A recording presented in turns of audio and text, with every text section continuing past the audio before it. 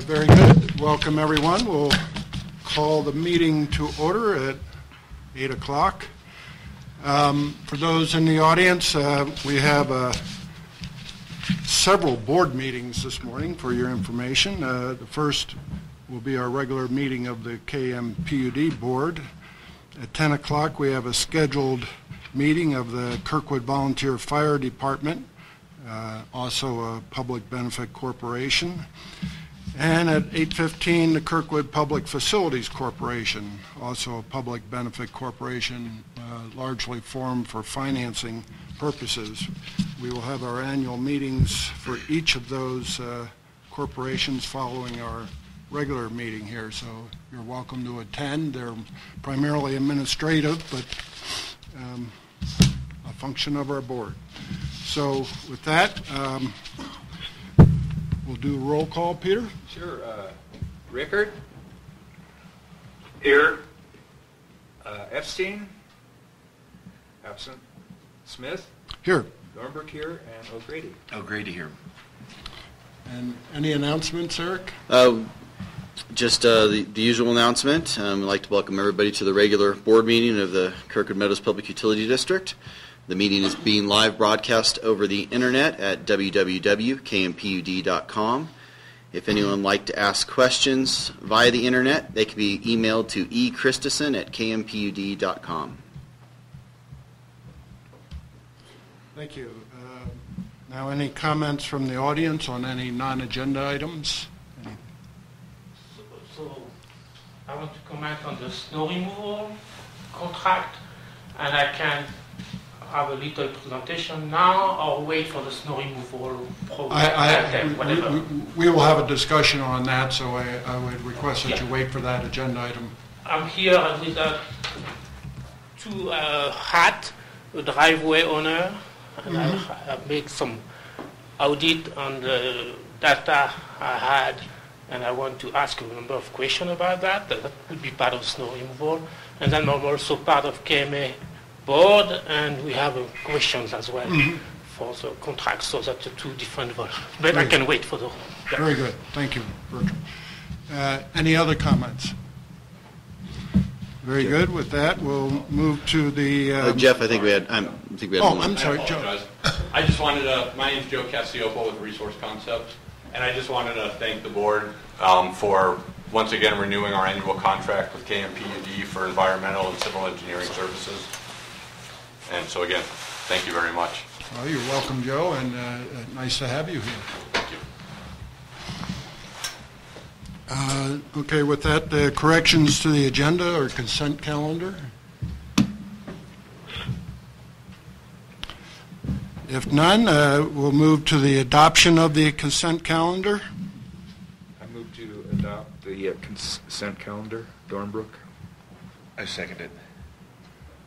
Moved and seconded to adopt the consent calendar. All in favor? Aye. You have to do it in the... I think we need a we need a roll call, I believe. Roll call. Thank you, Eric.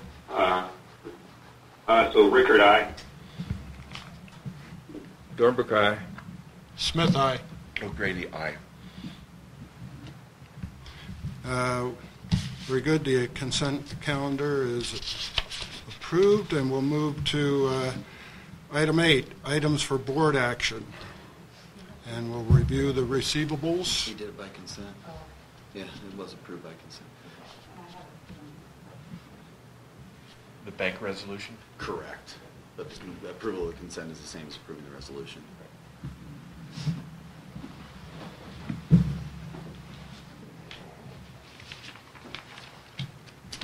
Good morning. I, under the receivables and shutoffs report, have the information on underbilled electric use for 2 customers that was found this year. To bring you up to speed, we are continuing on a 3-year effort to check all of our commercial meters in-house, and we do this by a comparative test. I have put a summary of our testing schedule in the packet, so you can see what we've done so far, what we've found, and what's left to come. This winter, we tested 5 meters, and 2 were found to be reading more than 5% low. We had Trimark come out, a meter testing company, on April 5th to look at these meters and see what the problems were. And we did find problems on both of the meters. On the Chair 11 meter, this commercial meter runs off of 3 current transformers. One of the current transformers was reversed or installed upside down. This caused the power through that CT to be reading negative. So basically it canceled out one of the positives, and we were only reading a third of the power used on that meter. Trimark was able to correct that problem, and we were able to test after the correction to confirm that it is now reading correctly. How many years did you get? At least since we took over Mountain Utilities. Probably much before that. The other one was the snowmaking pump house, and that one was a little different. There were 3 CTs installed at the meter, but only 2 were in service, and it was wired incorrectly. It was wired as a 45S meter, which is just an unusual form that we don't have many of. The comparative test showed it was reading 44% low. We were able to confirm, Trimark was, that all of the CTs were functioning. They did rewire it to a normal 9S configuration. But since they were out in April, we weren't able to do a comparative test to confirm that it was correct. Our rules and regulations classified these type of issues as a meter error. And what that section says is that if it's reading more than 5% low, we can go back and bill the customer for the undercharge for 6 months. So we did calculate that. These are the numbers you see here on the board. So for Chair 11, for the last 6 months, we see about 61,500 kilowatt hours undercharged, or $40,500. At the pump house, the numbers are higher than that, 113,400 kilowatt hours, or $74,700. What we as staff would like to ask the board is that we go ahead and approve the billing of Chair 11, since that one was corrected and confirmed during the ski season, and then that we advise the customer that this is the amount that we have calculated will be due, but not bill them until we are able to perform a comparative test in November during the snowmaking season. And I'm happy to answer any questions on this topic. We discussed this at the Finance Committee and supported staff's recommendation for what it's worth. So the motion you're recommending right now is just for Chair 11. Correct. Bill Chair 11 and advise the customer about the pump house that it will be billed. Reserve the right to bill for the pump house under the ordinance based on the 6 months from when we found the issue, subject to verification once snowmaking resumes out of cables.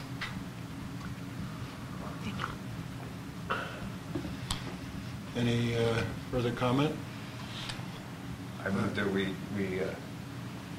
bill for Chair 11 as Randy has recommended, and notify with regards to the pump house in terms of billing for this fall.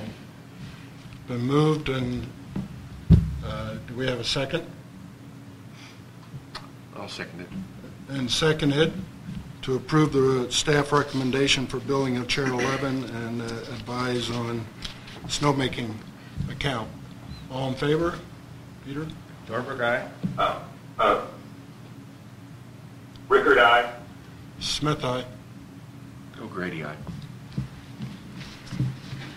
Thank you. I just want to make a comment. I can tell you probably that our auditors are going to want us to record all of that revenue, including the pump house. And the pump house, being that we're not going to bill them until next year, will just have to remain as a liability on our balance sheet until it's actually paid. But they will want us to recognize that revenue in this current fiscal year, as it was, approved and adopted. So just We'll talk with Olga afterwards, because we may not realize that revenue depending on the final testing. So that shouldn't be booked until we know it actually exists, and that won't happen until November after this fiscal year. So I'll explain it to Olga, and we'll go from there. It'll be an unpaid receivable, not a liability.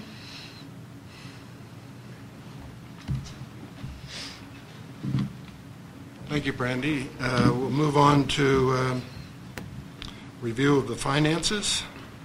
Kelly?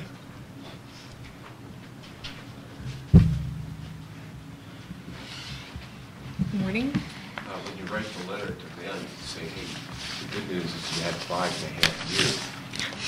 Well, we didn't- Maybe longer. Okay, so we'll start with March financials on page 32. On your consolidated balance sheet, again, the only continuing note I have on the balance sheet is in regard to operating, total operating net of operating and cushion of credit above plan is $741,000, and total reserve is up from plan by $666,000. Other than that, no new things to report on the balance sheet unless there are any questions. Okay, hearing none, move on to the combined income statement. You'll notice that there is an overage in other revenues for the month of March, and this is mainly due to the transfer of $11,475 from the 501c3 cash account back into the fire department account, and this was to basically cover the costs of the temporary firefighter for the winter. You'll notice that operating revenues year to date are up from plan by $306,000, and there is an overage in cost of goods sold for the month of March, which is basically propane fuel costs. We sold more propane, so we had to pay for more propane. And then in other revenues, you'll notice $54,000, which is an additional check that we received from FEMA Cal OES for our emergency or disaster that we had last year, and that does bring the total of funds received from FEMA to $348,983. So year to date, total net income is at $622,000, which is $776,000 over plan. So between operating revenues and FEMA funds, we are in a pretty good place. We'll move on to fire department on page 36. Again, I just wanted to note that transfer of the revenues from the 501c3 of $11,475. And year-to-date total operating for the fire department is just slightly better than planned, but it should be noted that the fire department does operate at a loss, and if you take out the depreciation portion of that, total net loss for the fire department is at $92,000 for the year. So you can see our need very clearly of why we need to find other ways to fund the fire department.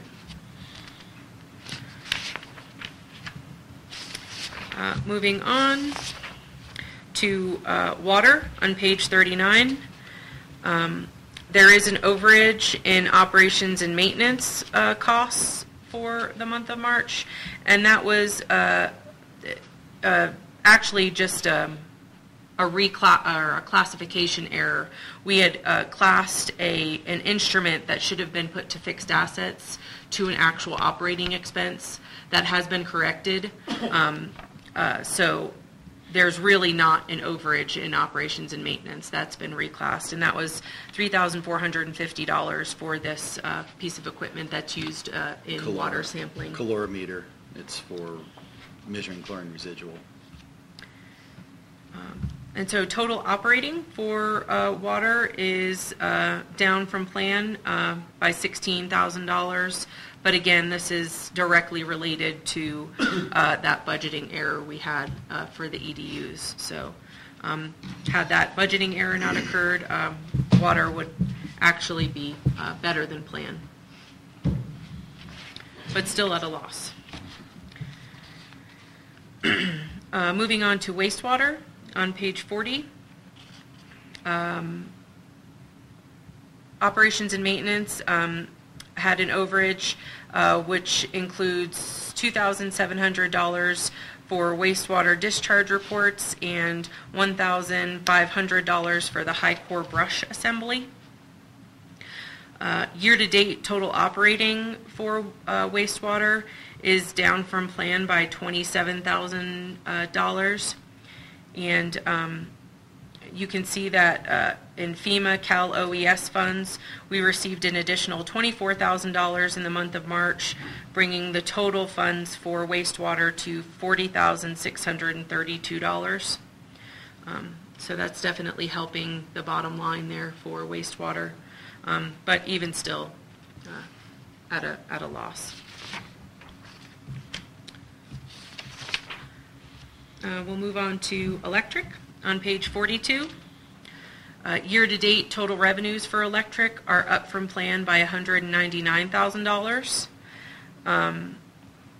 You'll notice that total operating for electric is up from plan by $329,000.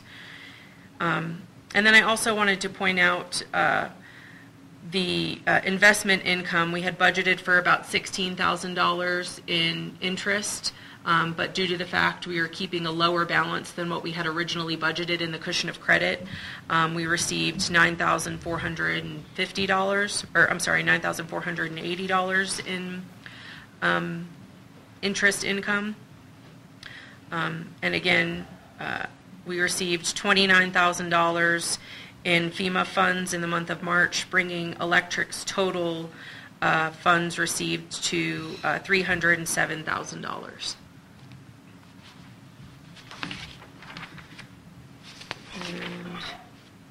And we'll move on to snow removal on page 44.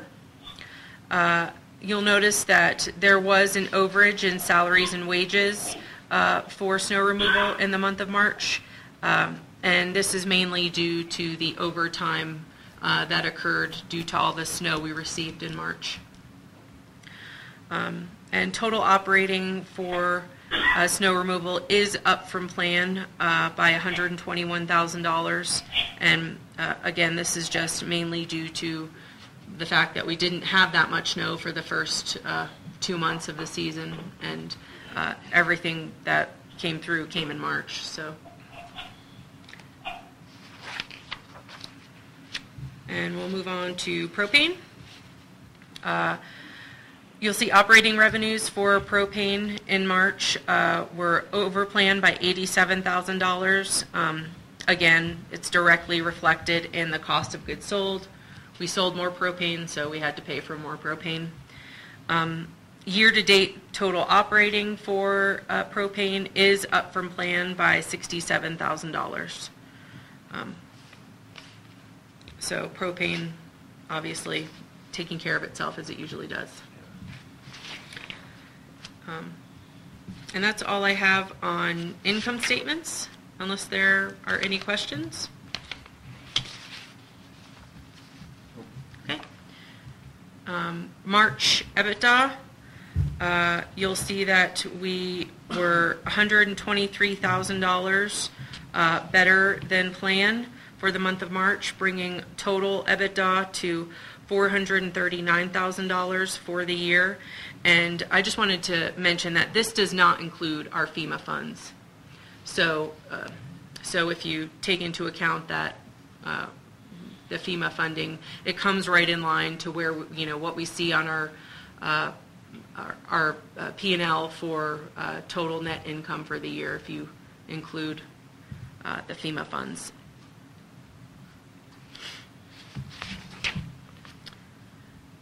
We'll move on to April preliminaries.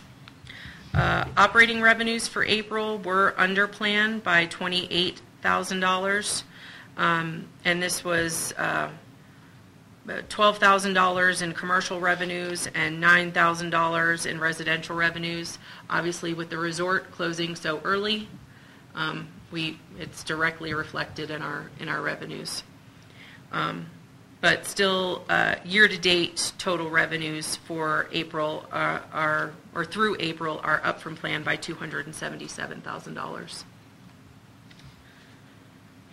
And you can see April metered versus budget. So we metered 542,000 kilowatt hours, which was 33,000, almost 34,000 kilowatt hours under budget. As compared to last April, we metered 628,000 kilowatt hours, which is $86,000 kilowatt hours less than this year, or more than this year. Propane, we metered 1.6 million cubic feet.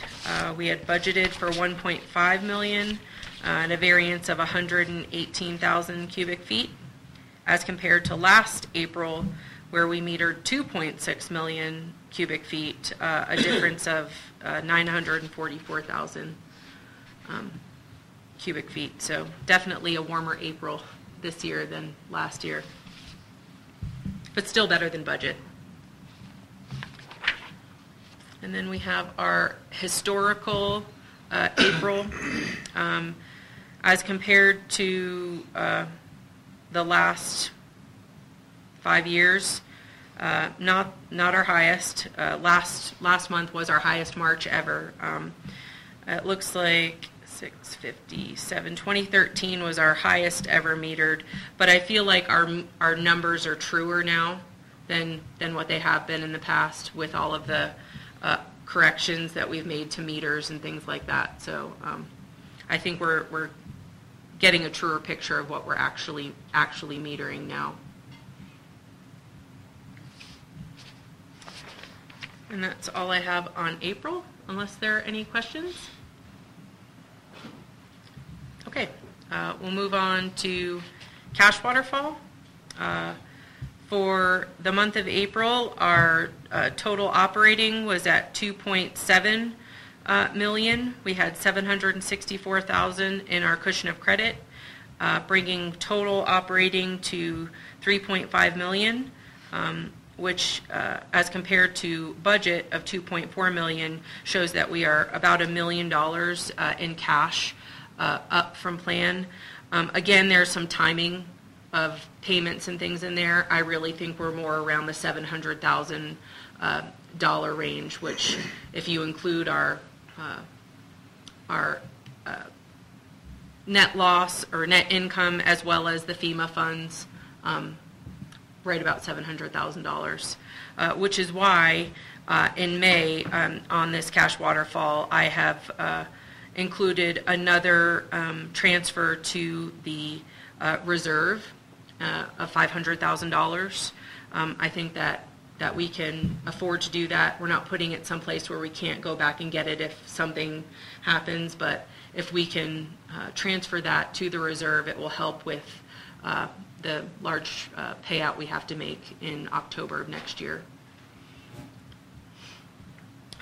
And still, through this 5-year budget, December of 18 is still our low point. But obviously this is going to get updated once the new budget is approved. But with current budget numbers, we're still at December of 18. Any questions about cash waterfall? All right, keep going. December of 18, you project $1.36 million and a 2.65 in reserve. So, okay, that's like $2 million of operating cash, $2 million of reserve and $2 million of operating cash, kind of. You just moved the $500,000 into reserve. Right. Yeah. Right. And that'll actually. I should have added the line in here for the expense PG&E. for the PG&E, because that's going to go away, the Right. 2.6 that's in there, or at least, All of it. yeah. So everything you know, which is way more than I know, what do you think our cash balances will be with your anticipated PG&E expenses or payments Our cash balances in December? of 18. Yeah. Well, the number that's on here is what our cash balances will, what I'm Does this projecting. include, okay, it doesn't, Doesn't include, Doesn't include anticipated PG&E payments? Correct. So including anticipated PG&E payments, what do you think are, It's about $3 million out. so we'd have $1 million between operating, I assume Operating. operating reserves would be like zero. yes. And then we have- There'll be a little bit in the Right. other departments, but most of that operating reserve belongs to electric, and all of that will be going to the PG&E payment. Okay, and so you're saying you would anticipate $1 million of operating cash on our low point? Mhm. There's some timing issues when you get into December of 19. I'm Right. talking about 18, because that's Okay. what you said is our low point. Right, December of 18. We're going to be making our payment to PG&E and, Hopefully October. right, so, Looks like October. of 18. Thank you. That's doable. Yeah, Not it's- ideal, but doable. And I think with, again, transferring an additional $500,000 to that reserve because, we do have the extra at this point in time, we're not going to have to take as much out of operating cash in October, hopefully. Kelly, we have a question. It's a more general question. So if I understand right, it looks like we have added 1.5 million into the reserve this year, at least in this table. And my question is, do we have a goal for how big that reserve need to be and what it is? Just at some point, the reserve is going to be sufficient, and then you have maybe to lower So rates. this reserve will be entirely drained, Bertrand? Say it again? This reserve will be entirely drained By. October of 18. We have to make a payment to PG&E. Oh, okay. Yeah, it's so So we're not just a setting reserve, it aside yeah, at this it's point. not, okay. So it's not, But that is actually a question we discussed at Finance. yes. What is our ideal operating reserve? What is our ideal capital Yes. reserve? And that's a discussion Finance Committee will be taking up probably in July, I think is what we said, Standish? I think so. Okay. That discussion's never been had, and it's going to be had. Any other questions, comments? Very good, thank you, Kelly. We'll move on to the fiscal year. Variances. Just really quickly, Oh, okay. budget variances. Oh, right. I'm sorry. The only changes were the high core brush assembly was added at $1,450, and we updated the amount that we've paid to Corey Jackson for the iPad app development to $6,538 through April of 18. And number 3 will also be increased by, how much was the actuator? Another $1,500 into the centrifuge. Oh, That I just approved, so you'll see that next time as well. okay. Move on to the 2019 to 2023 budget. So we went through page by page at the Finance Committee meeting. So my plan for today was just to go through the changes that were made since the last iteration, and if you had any questions, I'd be happy to answer those, or if I can't answer them, get you the answer as soon as possible. So really, the biggest changes that were made that came out of the Finance Committee meeting, if you look at the Fire Department summary sheet, which is on page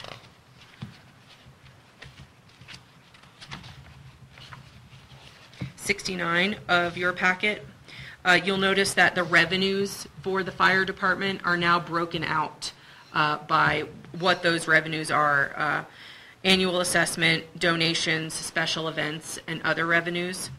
So you'll see in fiscal year 2020, we have added back in the additional 4 cents per square foot annually to the fire assessment or to the annual assessment fee. So you can see that jump in revenues.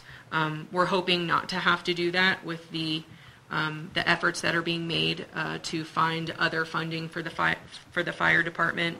But you can see that, obviously the fire department continually operates at a loss, so there is a need to find funding for the fire department.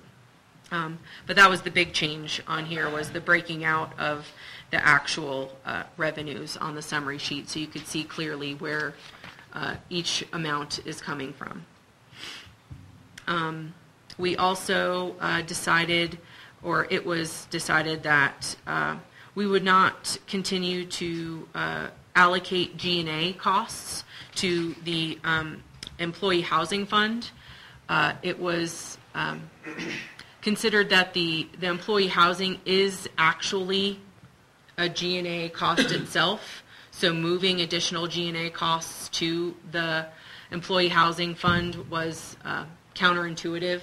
I don't know if you want it. Is that a good word? That's accurate reflection. And so the employee housing fund will be able to actually pay for itself. Any time that is spent, any wages or anything like that are already posted to employee housing. If anybody spends any time doing maintenance or my own administrative time, so we just thought it was like a doubling of costs to the employee housing, which wasn't, it was counterintuitive. I've also corrected, there was a formula error for in the water fund on the revenues section for,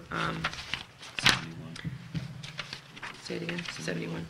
On page 71, thank you. In the budget for fiscal year 2020, the usage rate for water was not calculating the 34% properly. There was a formula error, which I have corrected in here. So there's the correct usage rate is now reflected in fiscal year 2020 in the water fund, which does help the water fund. Eric, I think that, that was something that you pointed out to me, and it definitely does help water get to that place where they're getting closer to being able to cover their costs. But still, there are some interfund loans that have to happen to cover the cash losses in water, but not as big. Also, the other 76. large change I made, thank you, Eric, on page 76 in the snow removal fund, I updated the snow removal summary to include the 950G capital lease.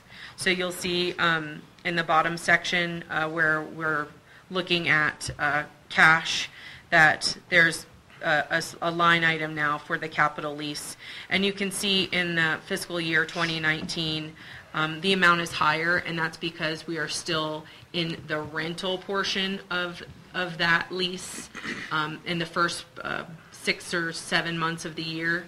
And then when we actually purchase the piece of equipment, obviously the cost goes down, the monthly payment goes down, because there aren't rental costs included in it. So we're going to talk about snow removal revenue and increase. Does this include that? In other words, we make $2,000 or essentially break even next year with the increase you're proposing? The rate increase is included in the revenue. Yes. But we based it off of, we didn't base it off this last year since it was such a snow, and we didn't base it off the highest year. We based it off an average year in terms of the increase. Okay, so we're making $57,000 this year because it was a light year. Correct. Mm-hmm.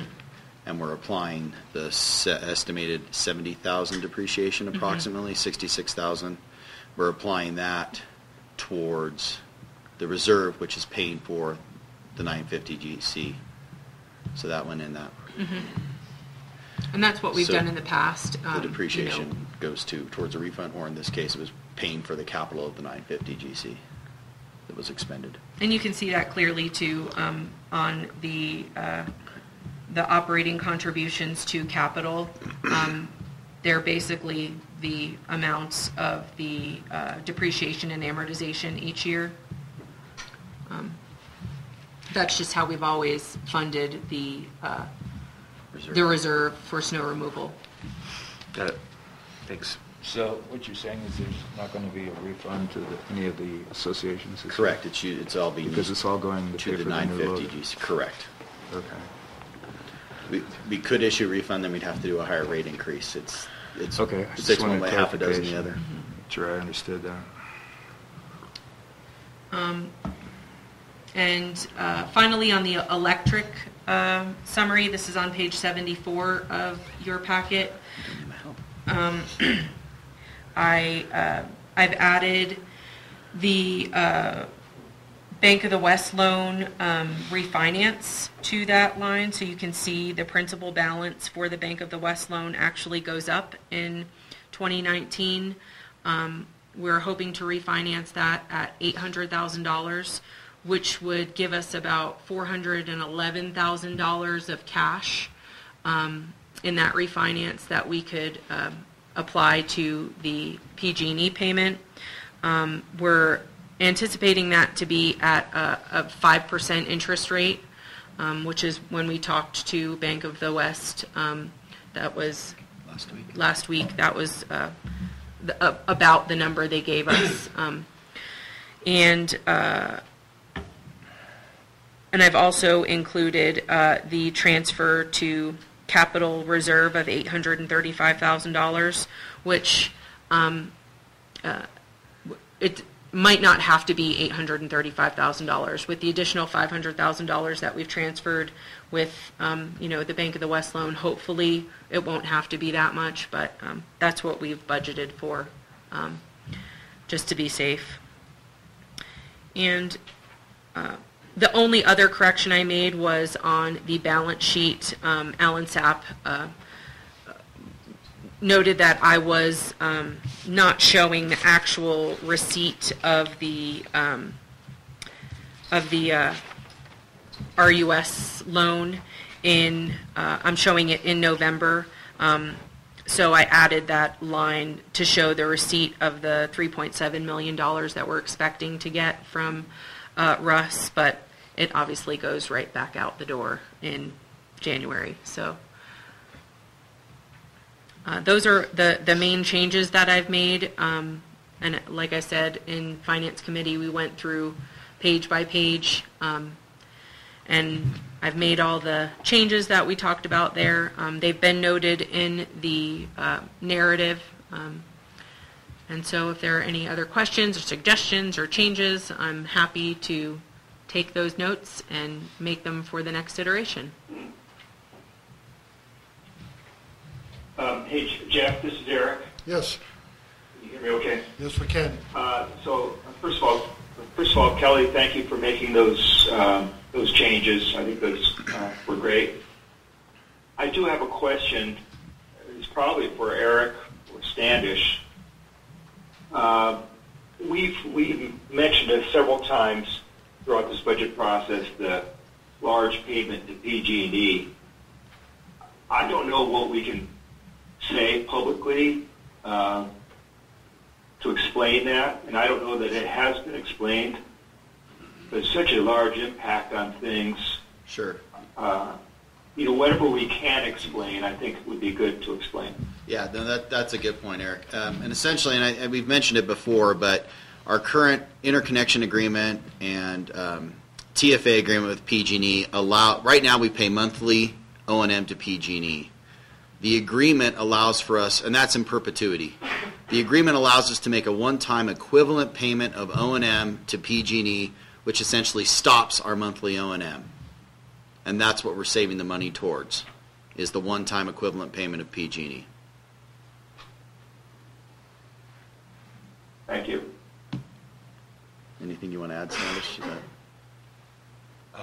Well, we have a requirement to build a switch station by October of 2018, and the cost of the switch station was estimated a number of years ago at $3 million, and the current cost estimate is perhaps double that, and we're under a non-disclosure agreement with PG&E to find an alternative to building a switch station that doesn't make any sense, and we hope to come to an agreement with PG&E where we can make that one-time payment. And if we don't come to an agreement, our current O&M costs are $165,000 per year to PG&E, and if we don't either build this switch station or come to some other resolution, they go from $165,000 to I think $465,000 in October this year. So we've been working diligently to come to resolution with PG&E. And that's a payment in perpetuity. That's yeah. Yeah. So the one-time payment would get us out of all O&M forever for PG&E. So I think, Eric, your question is how do we get that information out? Oh, no, I just think that since we've mentioned this large payment a number of times, I just thought that the explanation that's just been given was important to provide.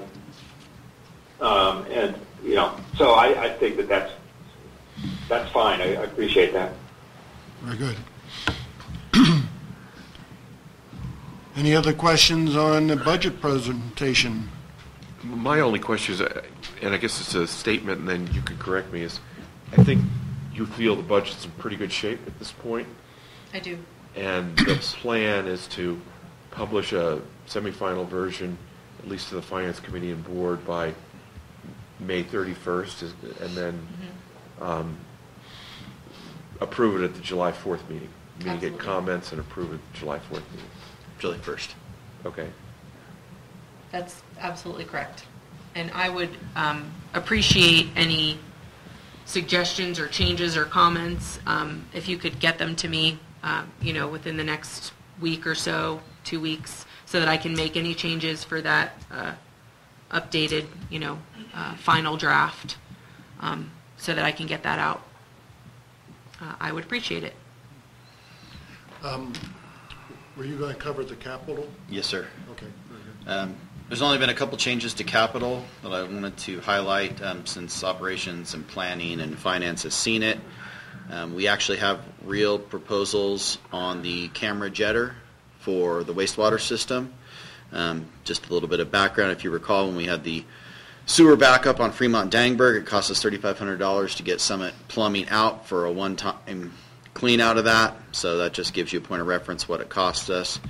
The life cycle cost, or the expected life expectancy of the jetter camera is about 20 years.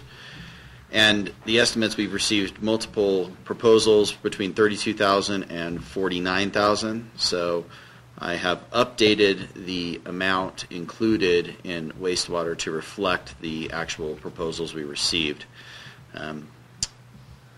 And the other thing, which I have not yet updated because it just came in, we do have at least one proposal on the wastewater roof.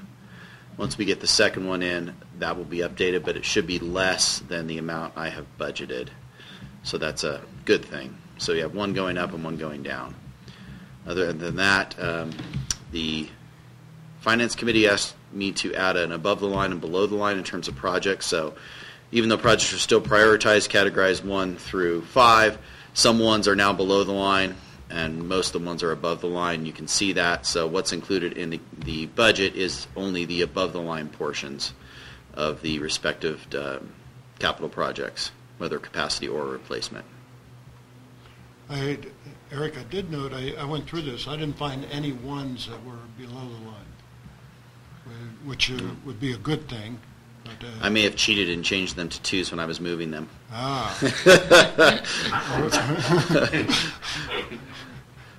Very shrewd. I forgot. I think I may have done that. Yeah. Sorry about that. Okay. That answers that question.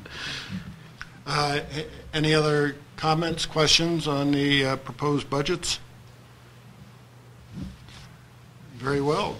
Thank you, Kelly. We'll move on to item D, which is performance reporting and aquifer levels. And Brandy.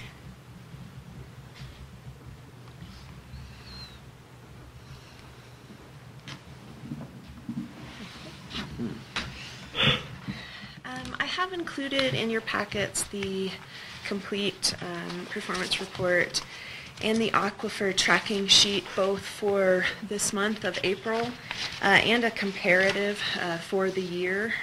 If you take a look at the comparative for the year, I did put the last 3 years' history underneath that, so you can just get a feel for where we are doing on aquifer levels. They are right in line, perhaps a little higher than average for this month of the year. And on performance reporting, I just wanted to make a couple of notes. On electric, our year-to-date unidentified loss for electric are listed here and in your packet at 12%. With the additional back billing of Chair 11, that will drop to 11% for the year, so that does help us out. And the other note I wanted to make was on wastewater. For wastewater, we see a very high month for I&I, or unidentified losses. We had a major rain event on April the 6th that caused lots of flooding, lots of I&I into our system. We ended up this month at 81% loss, or I&I, unidentified water coming into our system for wastewater.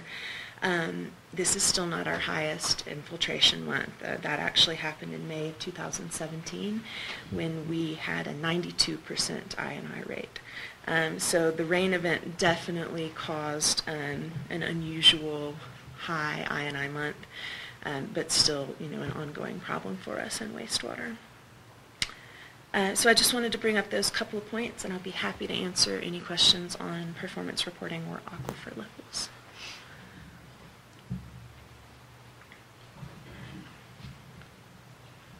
Try to understand your wastewater loss. So the production is actually the water that you provide? The production is the water we provide. And so basically you are saying that 80% of the water that you have Treated. provided did not come back? No. Are you looking at wastewater? Yeah. Wastewater, go ahead. Yeah, so 80% of the water, so we should have treated about 800,000 gallons. We treated 3.5 million gallons, which means we had an extra 2.9 million we can't identify. Well, we can't identify. It's infiltration and intrusion into our system of stormwater. That's it. Yeah. Thank you.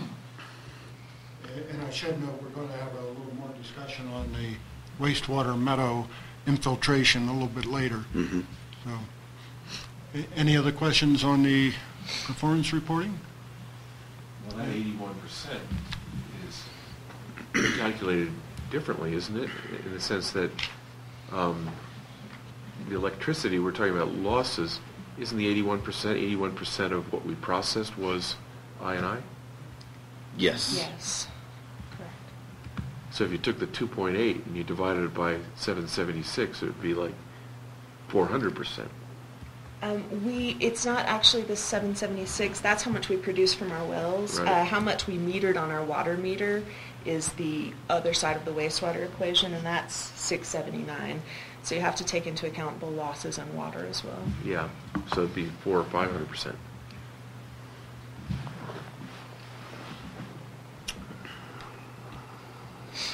Okay, Eric, any questions on your end? Oh, no, I'm fine, Okay, thanks. very good. Anything else on that, Brandy? That's all I have. Very good. We'll move on to the fixed asset and CWIP capitalization policy.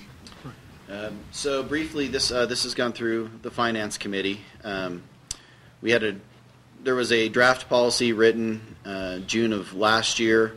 It's been an unwritten policy of how fixed assets are capitalized. This is a formalization of that process. We also included some language that was required from, recommended by Moss Adams as well as recommended by USDA. And you'll see that in the asset life schedule was based off, state of California has a recommended asset life schedule. Unfortunately, it's from 1978, but a few other districts, including the one I used to work for, had just updated it, so I was able to copy all my prior work and recommend it here. And then there's the USDA bulletin from 77, about the same iteration. You can see it's actually typewritten, which is great. And we've included that as well, just to be consistent with USDA RUS requirements. Any questions?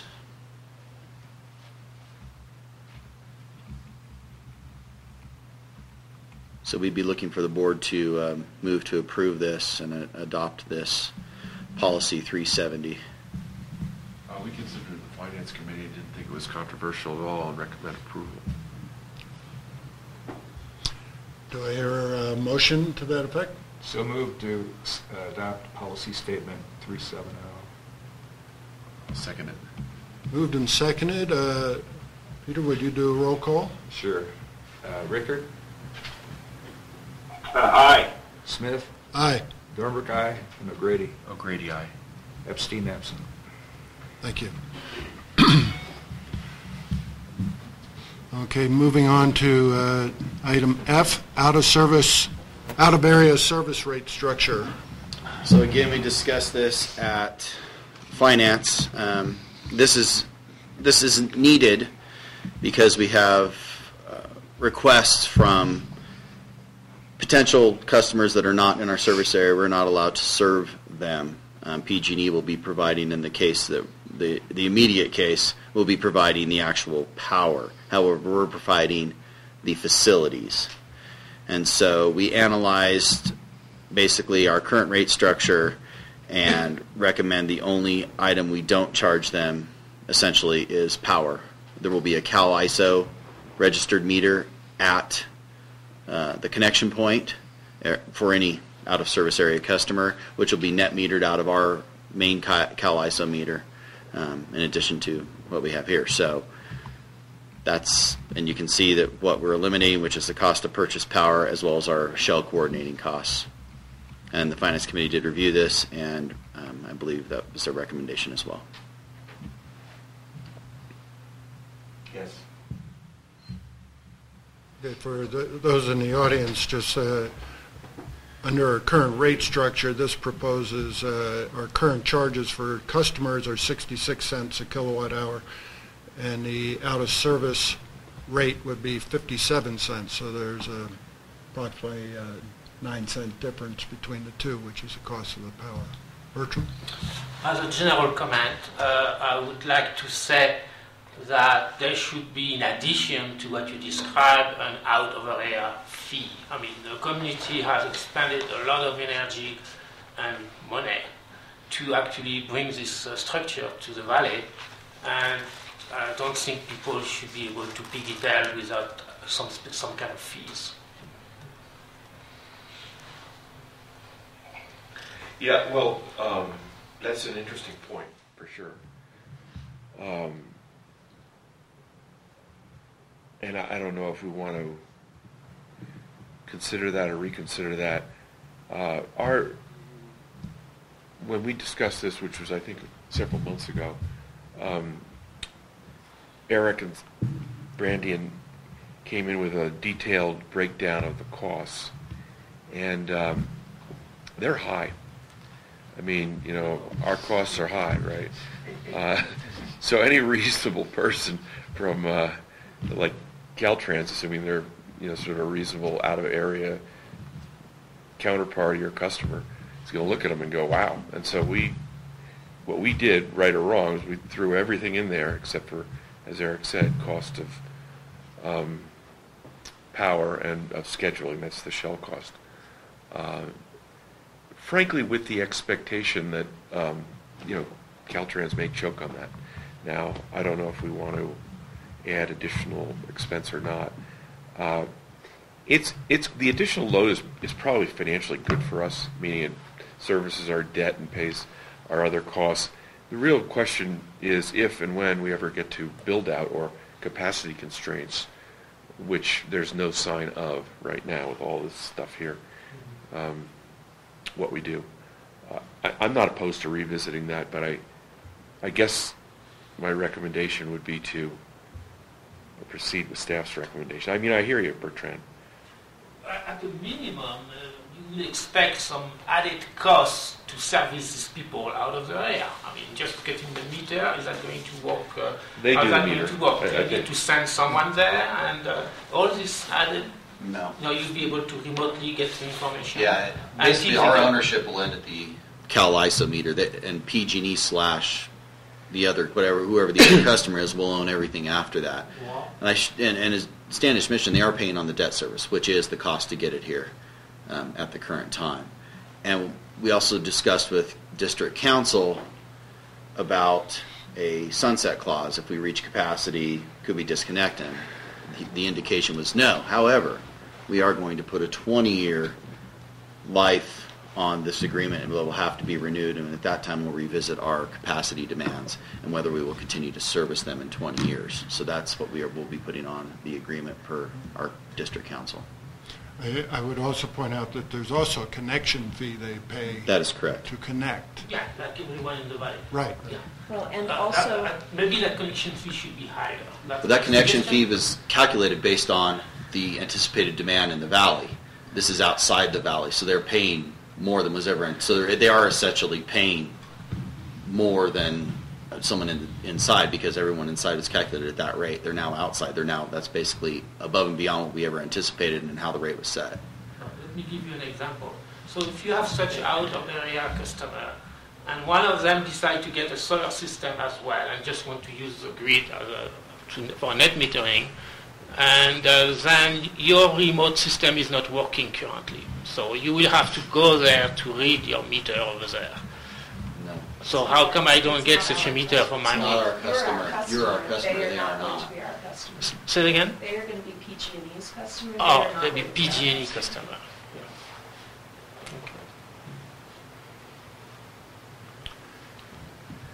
So, we have staff's recommendation. Jeff, Yes, yes, sir. Jeff, I do have a question. So, in the breakdown to come up with the 57 cents, I just want to make sure I understand. The transmission expense section, those expenses listed are the expenses, the bulk of this probably is the capital expense that we experienced as reflected in the loan from Russ and our payments to Russ. Is that correct? the bulk of this 57 cents, yes. Our total debt expense right now is $3.4 million. The total expense that we're considering out of service area expense is 4.3. So 3/4 of the expense is the debt expense that we took on to build the line that we would be charging them for. Okay, and so the one thing that may be missing, tell me if I'm wrong, is some factor that takes into account that we may well prepay the PG&E O&M expense. And it seems to me that some portion of that some pro rata portion of that prepayment should now be included, or would now be included if that comes to pass. I'm not sure I understand the question without going. I think what you're, if I'm understanding right, what you're saying is, how does the PG&E one-time equivalent payment affect the rate structure in the most general sense? And the answer is Yes. And the answer is we're keeping the existing rate structure at 66 cents per kilowatt hour. There is no change as a result of the PG&E one-time equivalent payment. The difference essentially between the O&M or the anticipated O&M after October and the debt service to pay this off essentially balanced. So that's why we don't have a rate increase. So it's included, I guess, because O&M drops out, debt service pops in, they equate, we're keeping it at 66. There is no change as a result of the PG&E Okay. one-time equivalent payment. Okay. Okay. And my last thing is, and I know this might sound like more revenge than anything else, I apologize. But it seems to me we should be charging PG&E and O&M.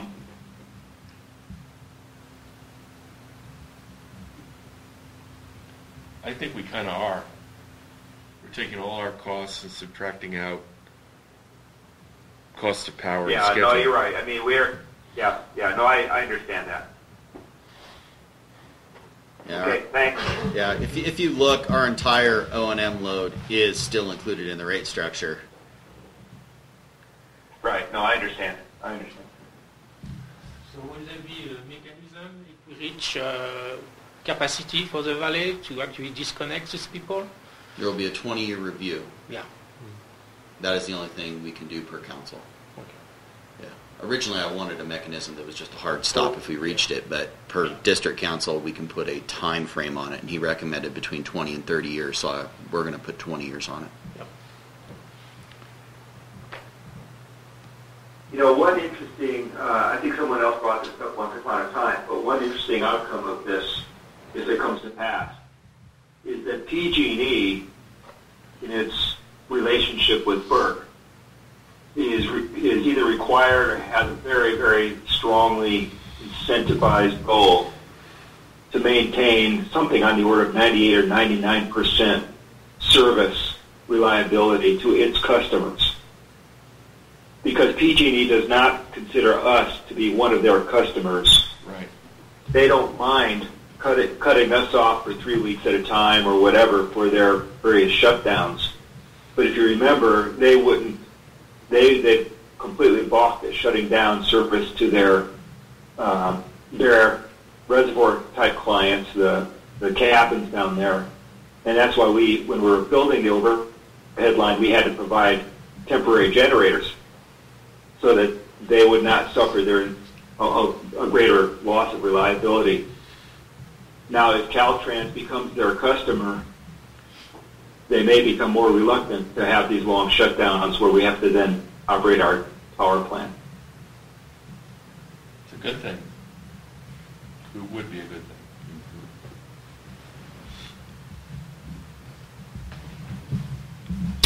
Any other comments, questions? With that, we have a recommendation by staff to approve the rate structure. Do I hear a motion? So moved. Moved by Standish, I'll second that. seconded by Peter. And Peter, if you would do the roll call again, please. Rickard? Aye. Epstein, absent. Smith? Aye. Dornberg, aye. O'Grady, aye. Very good. We'll move on to item F, item G, snow removal contracts for the next fiscal year. So just a brief overview. I think just for the members of the audience that haven't been in all the meetings. So we starting in 16-17 contracts were based somewhat on the GPS data, and 17-18 somewhat based on, 17-18 they were based on the 16-17 GPS data. And so we came back and we looked at the data from 16-17 GPS, 17-18 GPS, and then we also solicited our head operators' feedback in terms of what their perception was in terms of time expended relative to snow removal contracts. Took this to the Finance Committee with the original discussion being that we would utilize an average of the 16-17 GPS data, the 17-18 GPS data, and the operator data, and came to an average to determine what the actual time spent was. The differences were relatively substantive in some cases, to the tune of essentially 21 HOAs subsidizing 2 other HOAs. The Finance Committee committee agreed to cap the increase, the maximum increase, essentially at 50%, and that's where it stood. There's still some subsidization by 21 HOAs to 2, but it's significantly reduced and should be righted by next year. The same methodology was applied to the driveway contracts as well, with a maximum 50% increase on that. There was a maximum reduction of 45% allowed due to, again, continuing subsidization of certain larger users by those that use less. Again, should be righted by next year's review. And that was the Finance Committee's recommendation, and that's what's included. So just a question on what's included. Page 135, is that what we discussed at the Finance Committee? Page 135. Give me a moment. I apologize. And the reason I asked the question is that there was some email traffic this week. Right. Well, actually, that was not what was discussed at the Finance Committee, because you have the 129 cap on KMA, which is what we kind of discussed. Right. So this week there was a bunch of email traffic on adding 1617 GPS data and finding some additional data. Yeah. So my question is, what should we be looking at? Okay. So that's a good point. So the 1617 GPS data was not currently available to staff in order to look at it. The only thing we had to rely on was 1617 data that Michael had included in a previous spreadsheet in terms of total minutes. That's how the percentages were calculated. Our consultant went back and was able to add a functionality to report server to give me access to 1617 GPS data. As a result, the total minutes and the percentages were adjusted to reflect the final amount. And I think essentially what the difference ends up being was that Michael grabbed the data in March and he didn't have all the April data. But the percentages did not change substantively from Michael's spreadsheet used originally. There was also one data point error on Juniper Ridge, which was corrected. So what spreadsheet should we be looking at? Should we be, period. The most current spreadsheet that was sent out. I think I forget what day it was, but you sent me one, said I added a column for plus or minus 50%.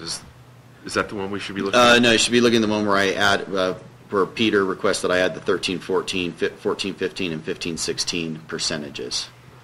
That is the most current spreadsheet.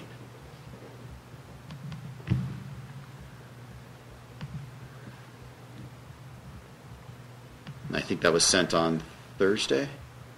Yeah, the loop's Thursday. Whatever day you came by, and I got it out by that afternoon. I got it. Okay, Yep. you found it? Yep. It's a little easier to read. I broke it Not into easy two to parts. digest. Define easier.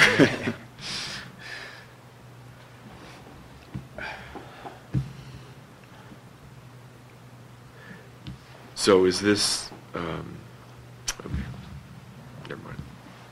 This applies the final data of 1617 and 1718 GPS, and it applies the direction of the Finance Committee. It applies those, and it includes older historical data as requested by Peter. And it includes operator feedback. It's still the It still includes average of 16, 17, 17, 18 operator feedback Yes, sir. with the additional data and the caps. Correct. It will be a good time for me to actually have a few comments here because it might actually change what you think. First, I would appreciate if you could forward that latest version to KMA. So historically, the snow removal contract was a flat fee system. Basically, you were quoted for the season and you were paying for the season. And I didn't know it was broken, but people wanted to improve the system, and I understand that initially the contract were basically made by measuring actually the surface to be plowed, which seems to be a reasonable way to do it. And I know that some are more difficult than others because And of by the way, flow. I disagree with that. Okay, I mean I don't want to get into an argument, but I've read your email. Yeah, but I have more to so say. we started with linear feet. With what? With linear feet. Yeah. And at the Finance Committee, I sort of asked, why is KMA so out of whack? And the answer came back that the operators who do the work feel it's really hard. And in fact, Jeff and somebody else said, hey, when East Meadows was designed, they kind of learned from the layout of KMA that we need to design the layout of the homeowners association differently. And Jeff pointed out to me that when KMA was actually initiated, it was initiated with the expectation that the roads would not be plowed and access would be by snowcat. So I've thought about your questions over the last, and I know you have more, but I think we intentionally went away from linear feet. Okay, let me finish. So I understand what you said. So basically, I understand you wanted to improve the system. The problem is if you use GPS data, you need to have curation of the data. And I'm not aware, and I'm going to show a bunch of examples that clearly show that there is no such data curation.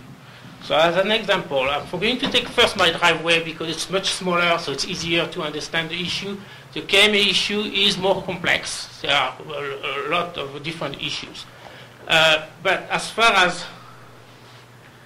as my driveway is, for this year, I was basically 27% of the event that happened on my driveway were way below the contractual threshold.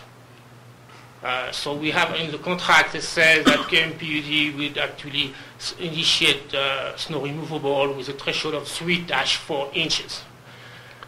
In the period of November 29 to January 21st, there was only 4 snow events. And each of these events were between 1 and 3 inches. 1, 2, 2, and 3. And in that period, I got 27% of the time charged. And I'm going to show you some of them here. So basically, this is the snowplower coming on my driveway. My driveway does not have any snow. And I'm still getting an event and a message saying there was snow removed from my driveway. So 27% is there. Another time, there was some kind of mechanical issue. I don't know what it was, but the snowplower got seated on my driveway for several minutes. So how is these kind of events are curated? That's my first question. Should not be charged for things like that. So this is just a small driveway. I have 21 events, I think, in the season, so it's easy to do. KMA has 229, if I remember correctly. So how, and actually for KMA, in the same period, we got 57 events in the same period without snow. 57 of the 229 have been recorded for KMA. Some of them several hours, 5 hours, 4 hours. I don't know what kind of snow, what were they doing. So my question is, how accurate is that GPS data? That's my first question.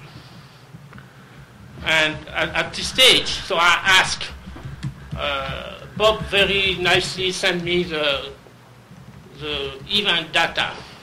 Initially, he told me that I just got this email, but the email doesn't tell you how long it stays, so you cannot make an audit of the event. So when he sent me the data, I was able to look at this thing, and I found that 27% is things that should not have been charged for. Then KMA asked to Eric to provide similar data. And I was a bit dismayed because Mark's number, your numbers, and my number were all different. So when I was doing calculations. So I tried to understand what was going on. And finally I realized that the data you provided me was not in the proper unit. So what happened, it's supposed to be in the spreadsheet minutes, seconds. Minute, column, seconds. But for KMA, it can be hours. So basically, we have hours, colon, minute, colon, seconds.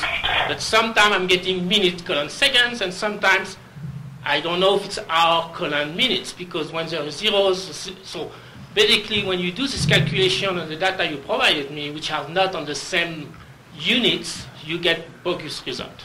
So I'm asking if you could provide me the same data but with consistent units so we can make calculation. If it can be in CVS or text tab delimited, that's easier. I can write a little script to extract data from a text document, but it's easier for us if we could get it as a CVS file or a text tab delimited file. So I'll give you an example. On January 6th, we had actually, KMA was charged 12 hours. Almost. I mean, there are several events. 12 hours. And the recorded snow, according to your website, was 2 inches. So what's happening here, I'm not sure. But how can you spend 12 hours to remove something that's below the threshold? It's just a question I'm asking here. So we clearly need to curate that data, and I urge the board to delay taking any decision on the snow removal contract before substantive curation is made. So personally, when it was a flat fee, I was not worrying about it. Okay, so I knew that sometimes we were coming, there was not much snow, and I was fine with that. I mean, it was KMPUD was in charge and was doing whatever they felt deemed appropriate to handle the thing. So now if you start using your GPS data, it becomes more like a usage thing.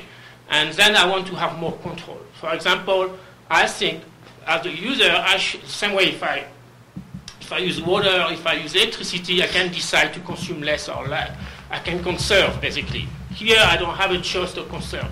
So I think I should, or maybe you should have a system where people can request snow removable on demand. Or we should have the ability to ask, for example, a threshold of 5-6 inches instead of 3-4. I don't care to have a little bit of snow on my driveway. I don't want to fix snow that I cannot deal with it. So you open a whole box of situations that need to be addressed. You just cannot move from a flat fee based system to a meter-like system without changing the way we operate. And look, Bertrand, I hear what you're saying. A couple of things. One, I think we are talking about a flat fee. Say it again? We are talking about a flat fee. Initially, we're talking about, $129,000 flat fee for KMA for next year. We're talking about the level of the fee. No, I just said that in the past, the contract was a fixed amount. And this would be a fixed amount? No, it is, but now you adjust it every year based on meter information. Yeah. So the second and thing that's my problem. So the second thing is, I think what you're talking about is overall efficiency, meaning if we're running trucks on warm days where there's no snow, then that's overall... That's two different issues. You guys are not doing a good job type of stuff. And that's something that I think... It's two different issues. I believe, well, actually, there's a third.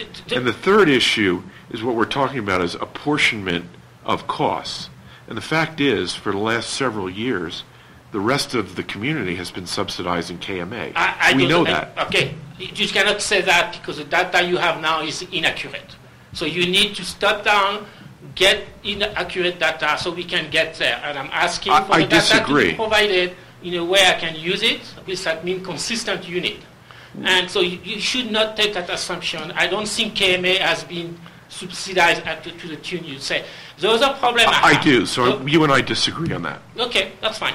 The other problem I have, so now you are using basically, instead of having compute your hour rate, an hour of snow removable costs that much. That's the way I think it should operate. Then you charge each HOA by how many hours they use. You don't do that. Basically you have your budget and you decide to have a percentage based on the usage. The problem with that, it's actually very un-American. It's not the way the capitalists work.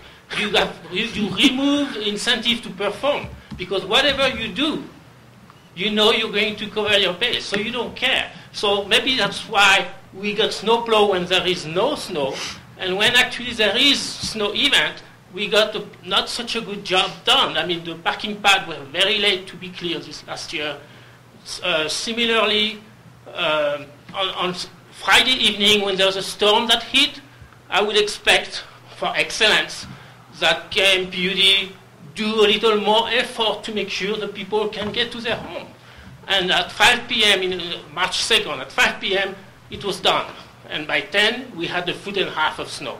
So I don't know, you cannot keep up on big storm, but you can at least try to minimize the impact. And I think having snow removable when there is no snow and no snow removal when there is a storm is not a good, efficient way to use the money of the budget. So, that number of issues.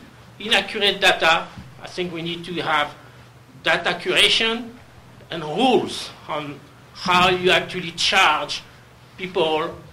You have to respect the contract. If it says you don't snowplow below 4 inch or 3 inch, you should not do it and charge the people. Number two, you need to, personally, I would do it by the hour. So this way, it's not a competition between X and Y. So basically, if you have a little imbalance, you are saying that KMA now is subsidizing the valley. No, that's the opposite. The valley is subsidizing KMA. I mean, why are we getting there? I think a proper business service entity should be able to have a price per the hour and charge accordingly. And that keep incentive to perform. Because if the people are not doing their job properly, then the budget is not going to be balanced. So having this system which say, hey, whatever happened, we don't care because we're just going to charge 100% anyway, after the fact, with us having no control on what is actually done, because that's the way it operates now. I mean, for a homeowner, we do have actually access to the website to request snow plowing. KMA doesn't have that. We cannot say, hey, I have this parking pad that needs work. Please do that. I'm actually in charge for the road and all the stuff, technical, I would say, for KMA. I'd be happy to be able to have a fine-tuning so we can have better efficiency and actually spend the money when we need it, not when we don't need it. So that was my statement. Would you like me to respond to those topics, Jeff? Sure. Just Better him than us. just to go through a few of those. So start with the easiest. Well, first of all, we did receive 2 emails, so I will share those as well. Nancy stated that it would have been good for KMA to have the current spreadsheet the board is reviewing. I agree. I apologize for not getting that out. We'll get that out. Jess will get that out after the meeting. Cheryl Stern commented, the amount of actual snowfall does not reflect wind load per event. Multiple factors influence whether snow removal is required for safety, which she already took the steam out of one of my answers, so thank you, Cheryl. Can we provide the data with consistent units? That is the format in which we receive the data, and it's curated. That's what we can provide. So you'll have to write a macro, same as I did, to convert that. No, but as I say... I'm answering your question, so I'm going to go ahead and answer all of them. Thank you. How accurate is the GPS data? Yes, you're right. There are people when there is no snow or below the 3 to 4 inch threshold. That is absolutely true. Multiple reasons for that. One, our operators have, between the 2 head operators, have over 50 years of experience doing this. They will plow snow in 1 and 2 inch events if they are worried that will freeze afterwards and turn into a sheet of ice. It's a safety issue for our operators. They will plow in those events, which is less than the 3 to 4 inch threshold. So that is why that happens on multiple occasions. The amount of snowfall reflected in the Kirkwood site amount of snowfall, the 2 inches you referenced, again, as Cheryl said, doesn't take into account anything for wind distribution of that snow. Also, earlier in the year, our staff is training. Certain people have particularly difficult driveways. According to staff, you have one of the most difficult driveways in the valley. They have to train so when the snow actually falls, they're not hitting your snow stakes, your cars, the edges of your pavement. So people are out training when there aren't snow events with tracklesses so that our seasonal operators learn how to do the work. Let's see. Yes, equipment breaks down. It breaks down all over the valley. And could it have broken down in your driveway? Absolutely. Could it have broken down in other driveways in the valley? Absolutely. Could they have been taking a radio call for a driveway clear? Yes. Or could they have been reporting back? I can't tell you why they were stopped on that particular day, but there's multiple reasons for that. The GPS data accuracy is plus or minus 50 feet, as Bob already told you. So that's, again, curation of the GPS data would be nearly impossible based on that accuracy of plus or minus 50 feet. That's why we included the operator's experience of what they expected, what they experienced through this season of how much time they spent. That's our head operators talking to all the operators below them, accumulating that data saying this is what we think it took to do the driveways, to do the respective HOAs. I think that answers the how can you spend 12 hours below the contract threshold. The set a per hour cost. No, you can't set a per hour cost. And the reason why is you have different types of snow events. If it's wet snow, it takes 2 to 3 times as long to move that snow as if it's a dry, powdery snow. Because our equipment can handle, I'll finish, and then I'll be done here in a second. And so that takes longer for them to do an event. It's not a per hour based on a per inch of snow. It simply cannot work, because it's different types of snow. If they burn out clutches on the wet snow, as Peter well knows, if they are trying to go as fast as if they were going through a light powdery snow. I see you shaking your head, but that's just simply the truth. I apologize if you don't agree. I comment back. And then, so that's why we can't set a per hour. They did originally look at a per hour of diesel used cost, but then they found that to be inaccurate as well based on the efficiencies of the equipment varying, and that was per Dave Waddle. Did I miss anything on why we would have events? I know we had a good discussion with Dave yesterday. No, I think you covered it nicely. And, as you just mentioned, the variables of conditions, as Cheryl mentioned, wind loading, really affect the operators and how they can do their job. But know that district staff takes great pride and effort to make sure that they can provide the service as quickly as possible and as efficiently as possible, and we wouldn't be having this discussion if we didn't care about what we did and try to bring the service at the lowest possible price, and in some cases giving HOAs the community discounts when we can. So again, staff is trying to do their best to provide the service at the best rate, and some people don't feel that the service is adequate, and I think we don't reflect some things within the contracts that are assumed, like storing of snow stakes, picking up, placing the snow stakes, removing the snow stakes every year, of course training, and then the incidental, the administrative costs associated with the contracts, the communications back and forth with the customer. A lot of this stuff isn't captured within each individual HOA, but is part of the global picture of our snowmobile operations, as you know. So if I may. So I understand all these costs, and I think they should be built into the hourly rate. And I totally disagree with you with your statement, and you cannot do that because if the snow is difficult, it takes longer, you charge more. So it's not snow by inches.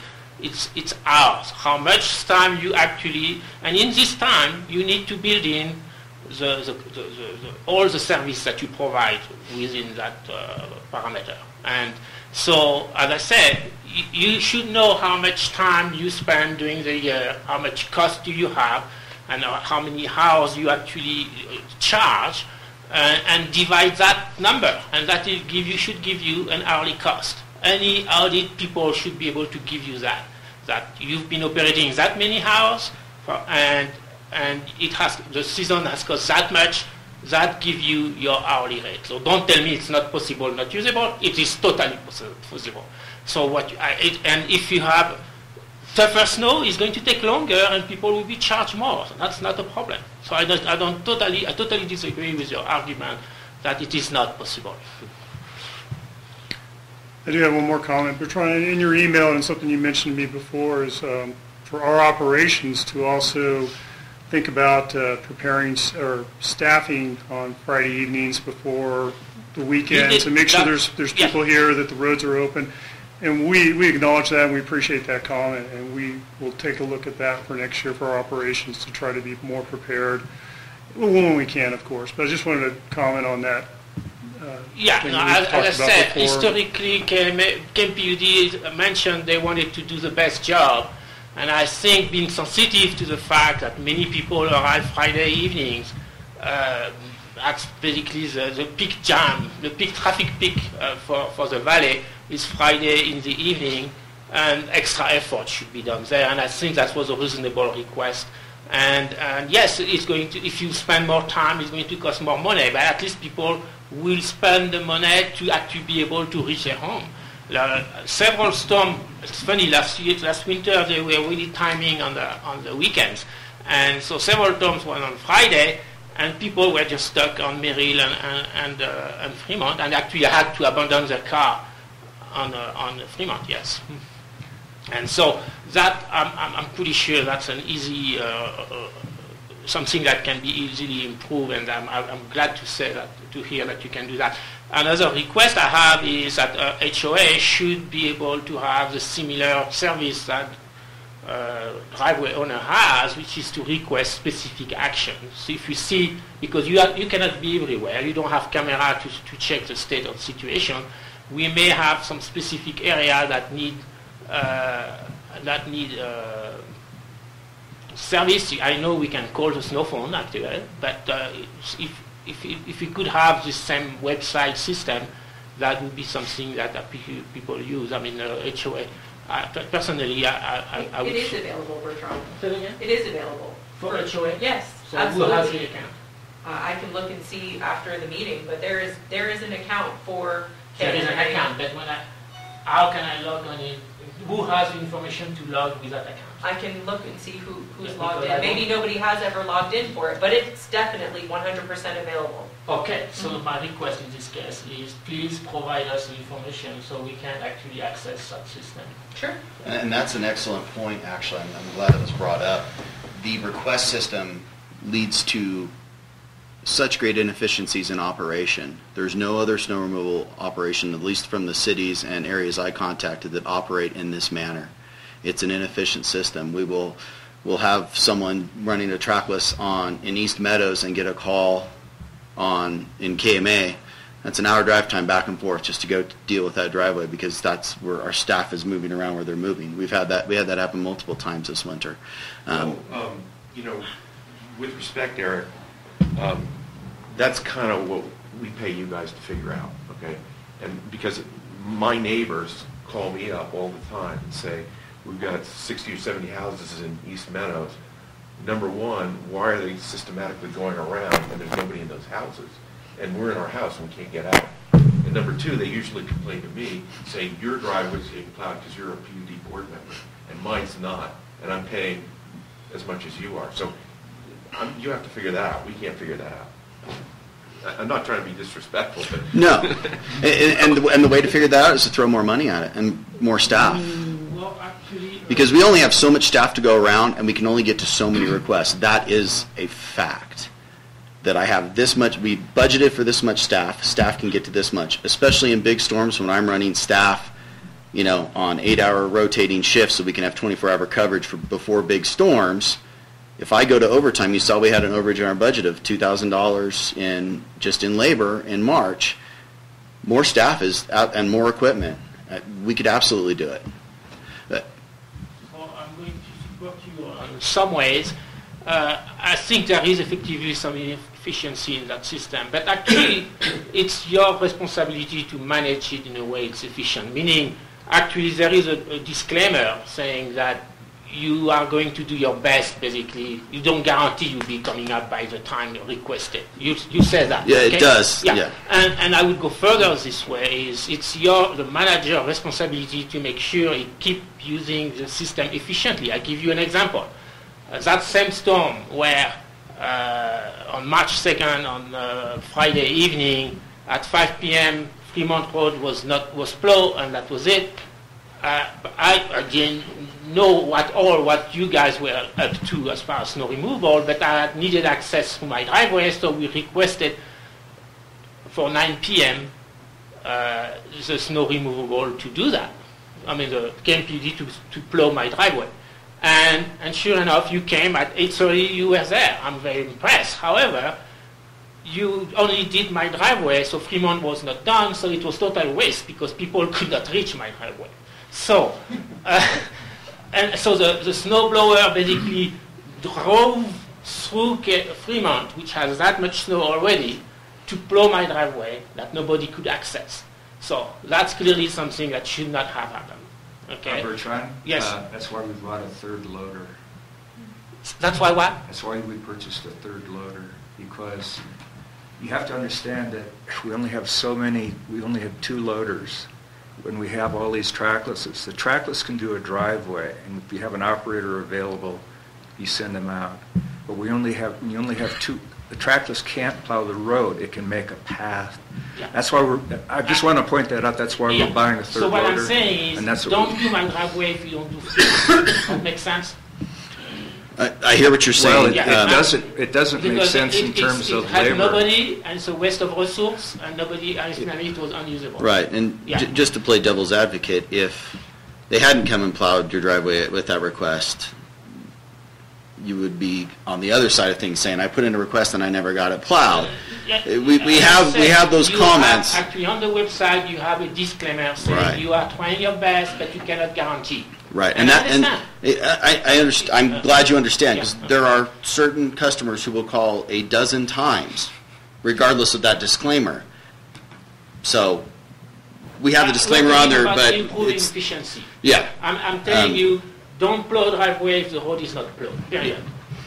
So we have a couple other emails, comments that came in from Nancy. Has the district ever tried to apply Costa County method to snow removal? I do not know the answer to that. I'm not quite at 8 months yet, but I believe the answer is no. If not, perhaps Moss Adams could provide a spreadsheet to perform the same. I think this goes back to Bertrand's issue about the curated data, and it would just be garbage in, garbage out. I think is what Bertrand would say. If we did get Moss Adams to do it, they wouldn't. The data they used, they would have, would not be helpful to them, or at least from Bertrand's perspective. Cheryl Stern sent an email. Bertrand could ask Alpine Smith for a bid.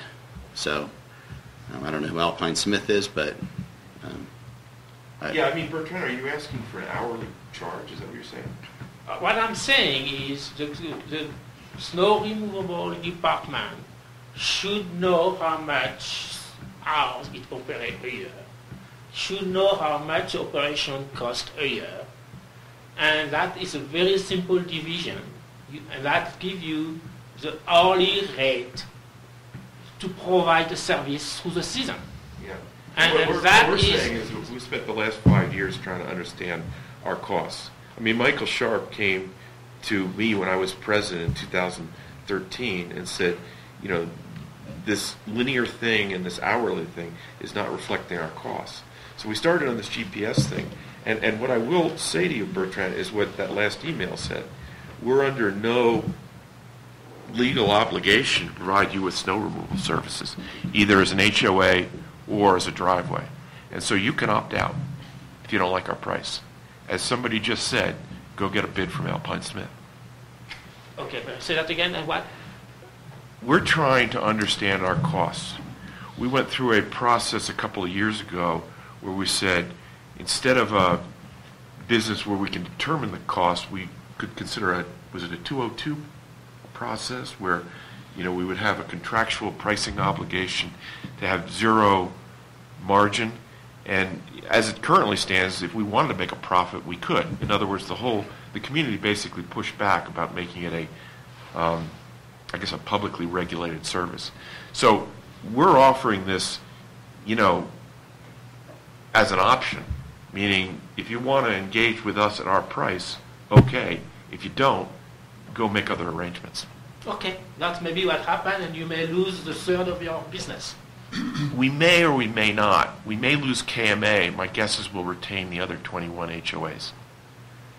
Okay, so if you are saying you don't want to sell, okay, what I'm hearing is that the KMPUD board feel that KMA is a nuisance and it's actually be fine if they go find service somewhere else. No, we're saying that we're trying to understand our costs. We would like to retain you as a customer. If you don't feel that our costs are appropriate, you've got the option to go somewhere else. We'll explore that option. And by the way, definitively. I don't. Huh? I don't.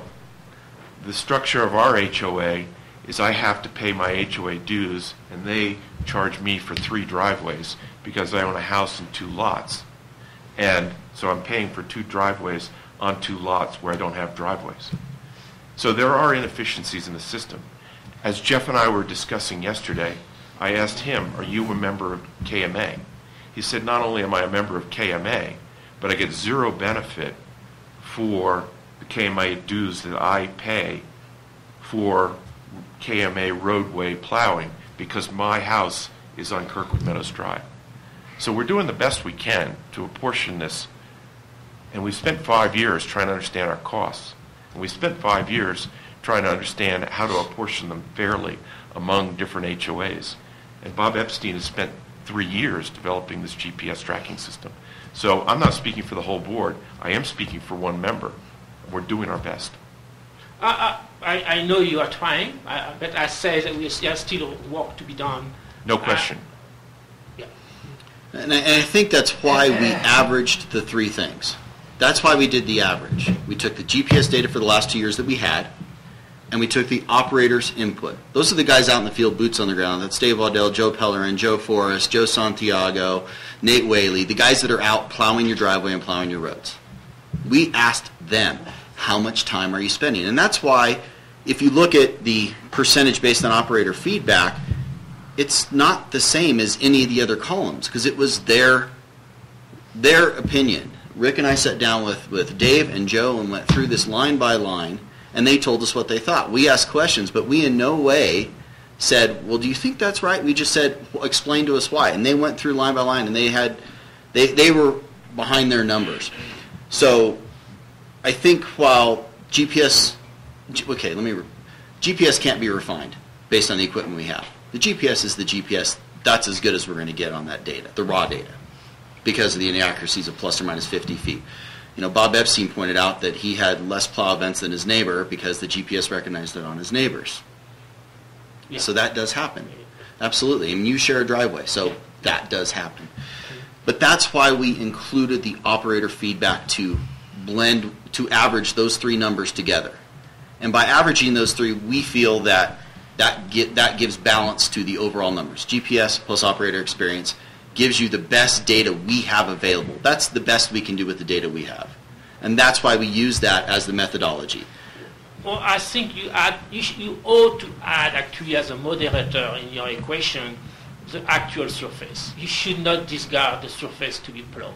I understand you could bias the data using GPS, but discarding altogether how the length of you actually plow and the surface you plow seems to be creating a loophole for errors to get in. And I think your methodology is right, but I think it's too simplistic. You need to include the complexity of the roads, the slope of the roads, snow storage, but yeah. I mean, what I said, don't rely. I mean, actually, I'm much happier with you guys using the driver feedback, which actually is lower than the GPS. Yes, in some cases, cases higher, but yes. I'm just saying, the way you've done it, I think is biased against us. I'm not sure why and how. I'm not going to go in sarcastic motive and saying that the board is after us. That's not what I'm saying. Right. Just saying that by discarding the surface, and you can add a complexity factor if you want and stuff like that, and then modify with the feedback from the driver and using the GPS data, then I would be comfortable. But the way it's done now, it's not. The GPS data is the main driver, and I think that's a serious mistake. Because not only the GPS is not accurate, and that's not my biggest issue, because the error of the GPS are going to even out. We might want to hit mute. We lost Eric. Which button is off? I'm good. That's us. Mute it? I'll just do that until he calls back, and then just hit this button right here. Okay. When he comes back. Yeah, the GPS accuracy, you expect the error over time to compensate themselves, especially for KMA, which has a lot of events, so I'm not too worried about that. For a small driveway, it could be a bigger issue, But again, it's more the fact that why does he come all the way? I mean, if there is no snow, he should back out right away. He doesn't have to come back and forth on my driveway. I mean, clearly, a little training to make sure that people don't impact adversely the GPS data would be a good thing to do. No, and I understand your point, and realize that the training is much heavier on the front end of the season than the back end. The guys have gotten off experience. We did receive another email from Nancy. Haven't seen Nate Whaley in his trail machine. Have seen Nate Weber. Yeah, Yeah, that's yeah. true. Thank you for correcting me. I don't think you want Nate Whaley in his. I don't know. I'm sure he has some skills. So I just want to address your comment. There is no bias against KMA. I'm hoping so, yeah. Yeah. Well, No, I'm just telling you from my perspective. I've been here 8 months. I have no axe to grind with anyone. I mean, maybe if I've been here 20 years, maybe I'd have an axe to grind with this HOA and Nate Whaley. I don't know. But I've been here 8 months, so I can't dislike anyone yet. What I can tell you is the GPS data is raw data.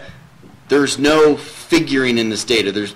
It's raw. So how data can be biased? I mean, figures don't lie, but liars figure. I didn't figure anything in here. I just put the raw data in. So I'm a little offended that you would say I'm biased. That's quite offensive, actually. The data is biased, not you. The data is biased. Yeah, as I said, you cannot, this is raw data. My job is actually data curation, so I'm talking about something I know.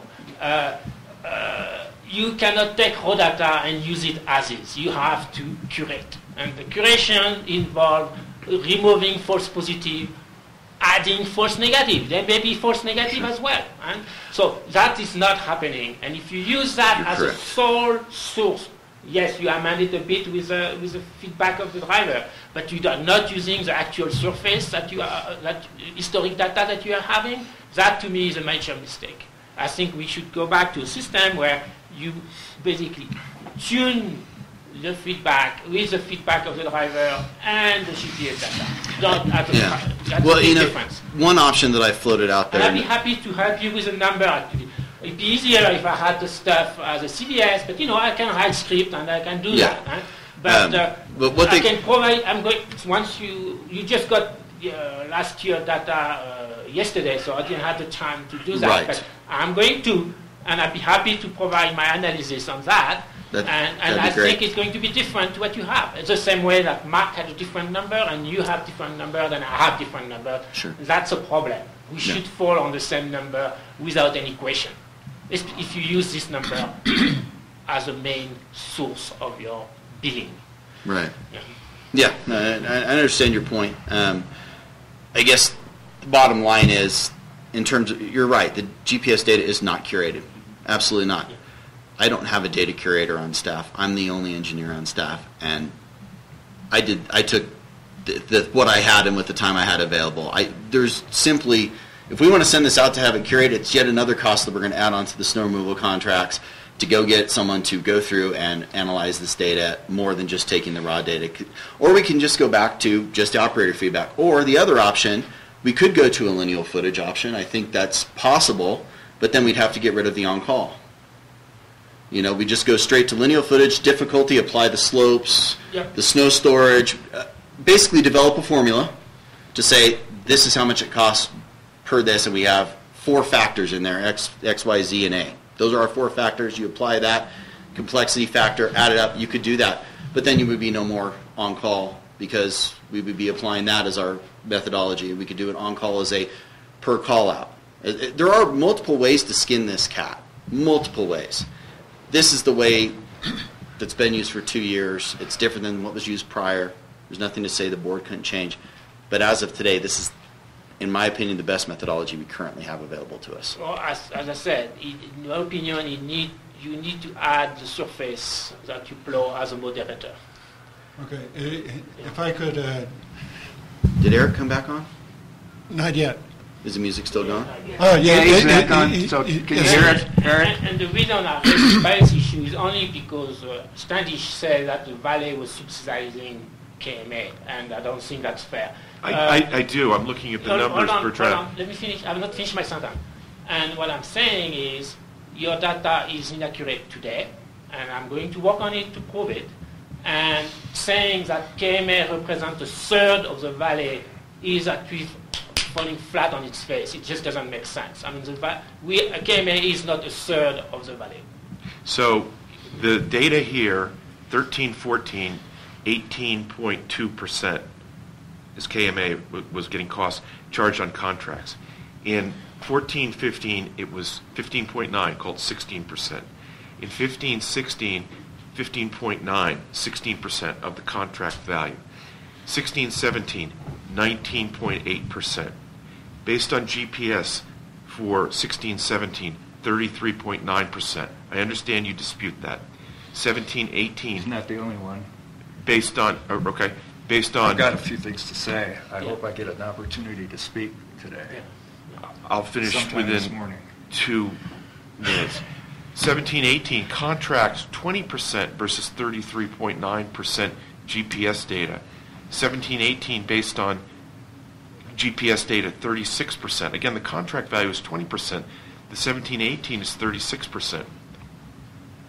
That's quite an increase. So basically, Well, you no, but actually... the GPS data is what we measured. 20% is what we charged KMA. And I don't know if it's KMA. The fact is, what you are proving is that you probably have a problem in the way you meter. That's basically underlying what I'm saying. We have a problem in the way we charge because the operator estimate is 33.6%. So again, we're charging 20% and we're paying 33. We're measuring. Our expert operators are saying it takes 33% of our time. And the Finance Committee proposal after what was said and done goes from 20% to 29%. So I'm here, frankly, representing the Finance Committee and what we discussed.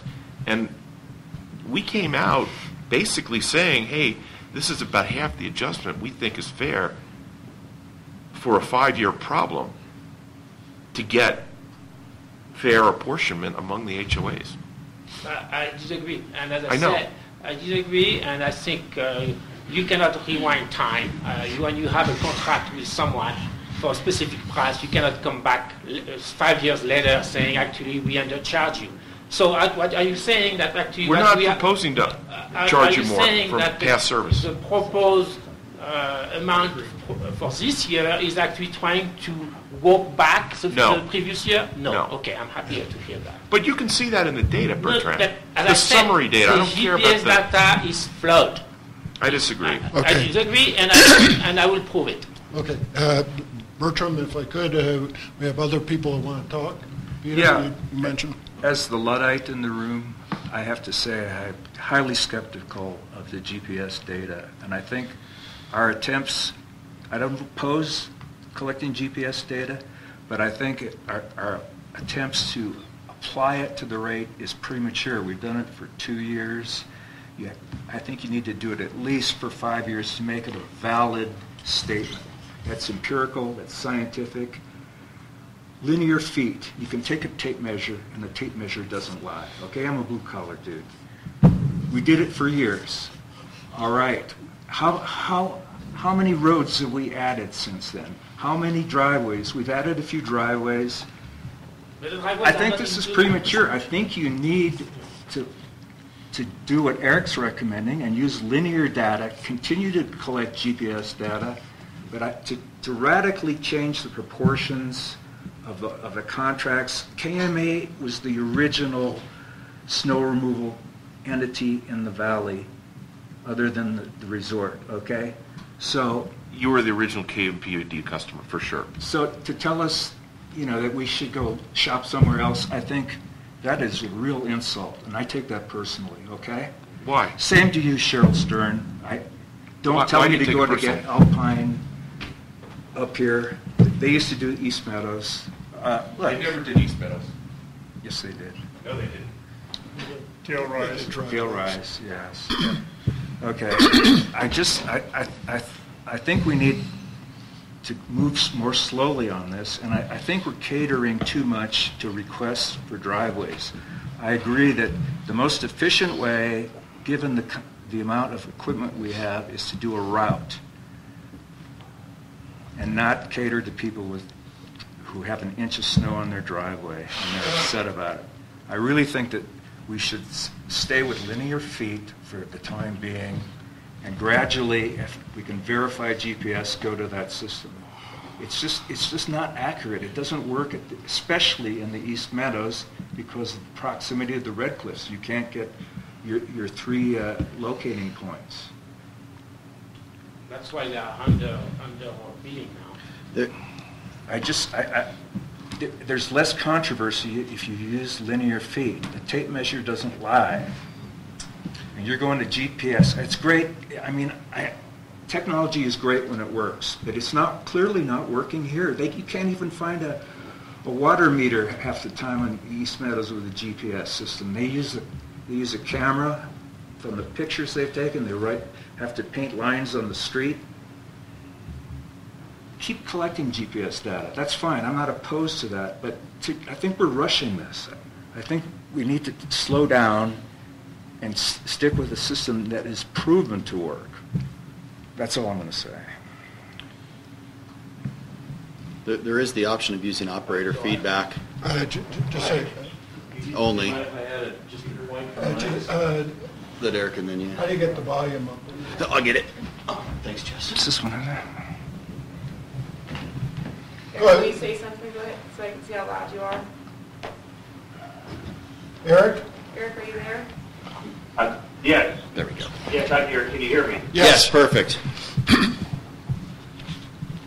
Okay, so I don't know if the GPS data is accurate, inaccurate, anything like that. But it doesn't make sense to me. First of all, I'm the one in the finance committee who said, let's not take this stuff literally, and let's temper the results and temper the contract amounts. And then Alan Sapp came up with a method for doing that, which Nancy, who was on the finance committee, thought could be at least handled. So I am definitely empathetic with not being comfortable with 2 years of GPS data and basing everything on that. That's why we tempered it. That's why we drew it back significantly.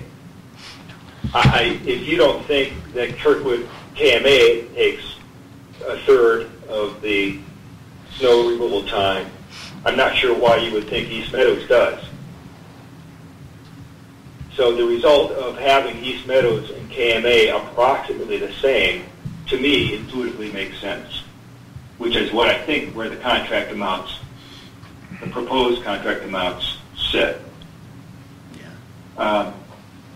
So I mean, I just, this is also focused on KMA, and KMA thinks that we're somehow biased against KMA and all that stuff, which I don't think is one ounce true. But I am uncomfortable with using GPS data alone to set these contract amounts. Well, I'll tell you what, why don't we throw out the GPS data just for a minute and look at operator feedback. Operator feedback. And Dave Waddle was doing snow removal for Kirkwood Meadows Resort 22 years ago when I showed up. So between him and Joe Peller, and I don't know any better experts, these guys, and I have no involvement, I'm just looking at the data, says 33.6%. No, that was the average. They said 30.39. Yeah.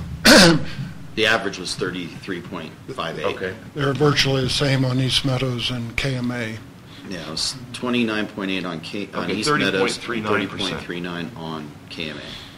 That's our operator's experience.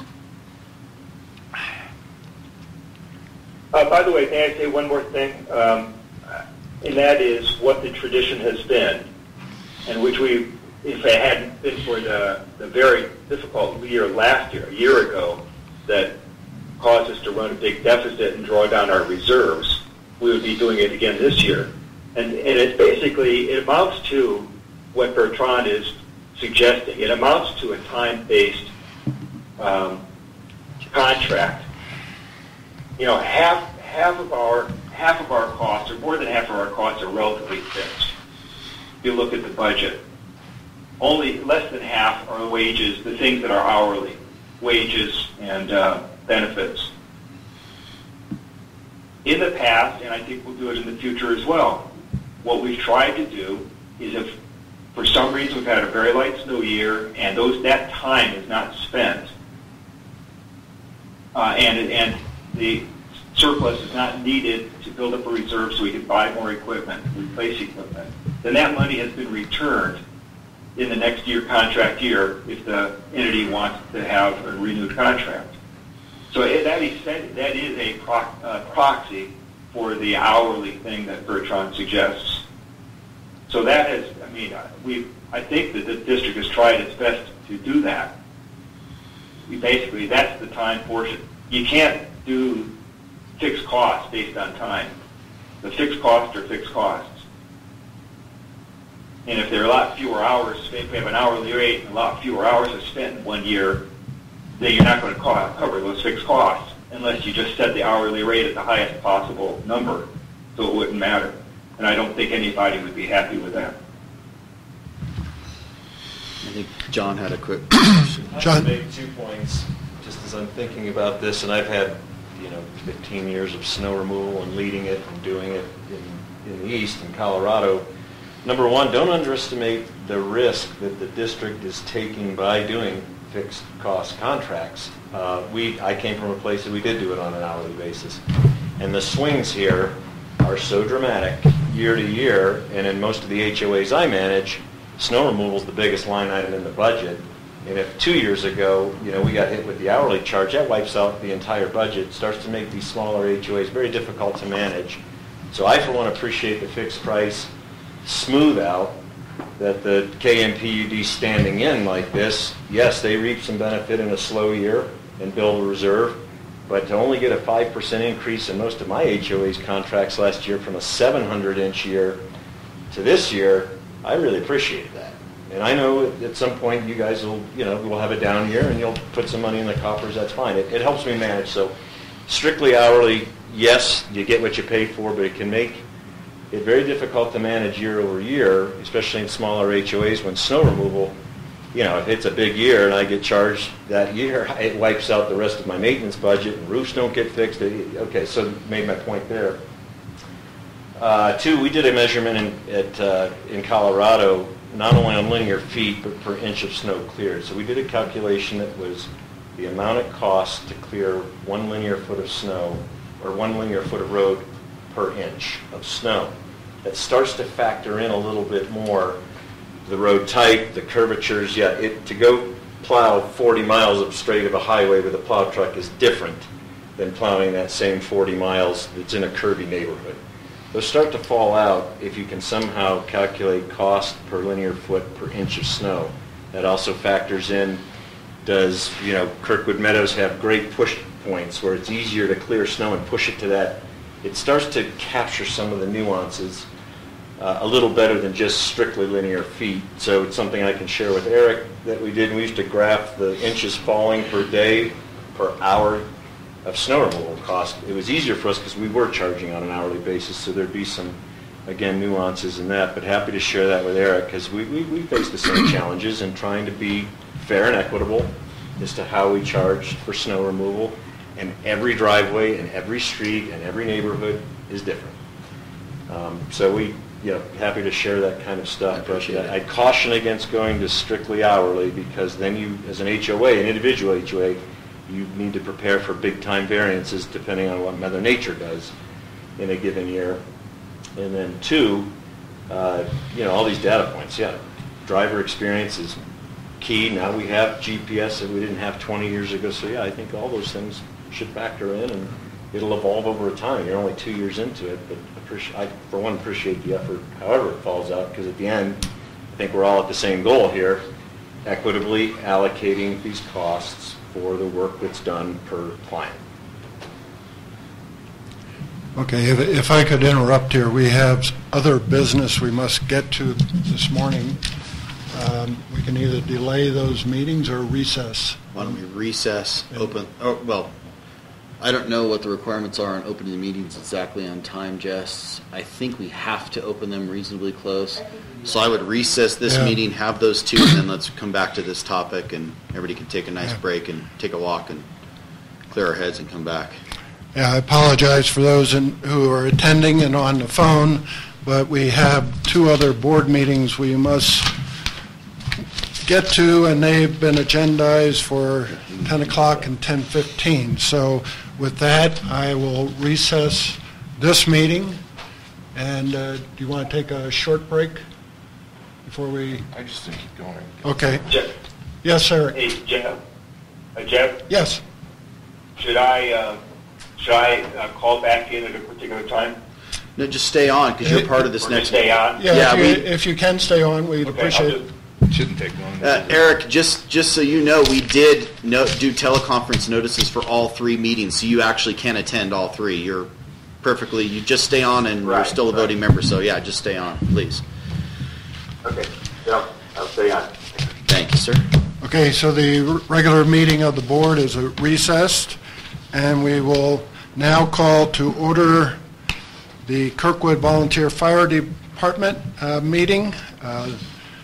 And this is the regular meeting of the Board of Directors. And I would ask that Peter call the roll.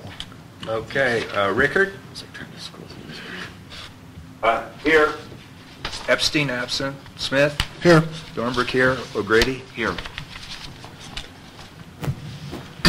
Okay, any comments from the audience on this is the Kirkwood Volunteer Fire Department? If none, we'll go to old business, and the first item is review and approval of the minutes of April 8th, 2017 meeting. Do I hear a motion to approve the minutes? So moved. Second. Moved and seconded, all in favor? Roll call, please. Rickard? Aye. Epstein absent. Smith? Aye. Dornbrook, aye. O'Grady? O'Grady, aye. Very good, that is approved. On to item B, the federal and state tax filing obligations.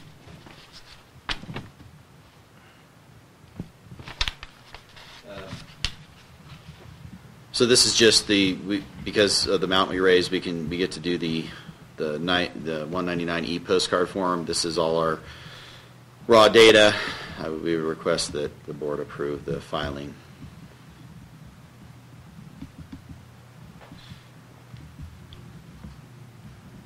Okay. So you need a motion to approve Yes. those? You need a motion to Yes, we approve, do. right, Jess? Yes, we do. Yes, please. I so moved to file Form 3500A. Is that correct? Yes. I'll second that. Rickard? Aye. Epstein absent. Smith? Aye. Dornbrook, aye. O'Grady? O'Grady, aye. Okay, under new business, the election of directors and officers, and this is for a one term. And I'll just read what we have here is all directors shall be elected to hold office for 1 year. Current directors are Bob Epstein, Kelly McBride, and Peter Dornbrook. District recommends approval by motion to elect the following directors: Jeff Smith, Peter Dornbrook, and Eric Christensen. So moved. I'll second that. Moved and seconded, all in favor? Rickard? Aye. Epstein absent. Smith? Aye. Dornbrook, aye. O'Grady? O'Grady, aye. Very good, that will be your new directors. We'll move on to item B, conflict of interest policy, annual renewal. We just need a motion to adopt the existing conflict of interest policy again for the forthcoming year. So moved. Dornbrook? Second. Rickard? Aye. Epstein absent. Smith? Aye. Dornbrook, aye. O'Grady? Aye. Okay, and then I should have done this while we did the others, but per section 5 of the bylaws, the officers of the corporation shall be a president, a secretary, and a treasurer. All officers are elected to 1-year terms and are not required to be directors. At the last meeting 1 year ago, the following officers were confirmed: Bob Epstein, president; Kelly McBride, treasurer; Peter Dornbrook, secretary. According to the bylaws, the duties of the officers are listed, and based on the duties that are listed, staff recommends approval by motion to elect the following officers for 2018-19. They would be Eric Christensen, President, Jessica Austin, Secretary, and Kelly McBride, Treasurer. So moved, Dornbrook. I'll second. Rickard? Aye. Epstein absent. Smith? Aye. Dornbrook, aye. O'Grady? Aye.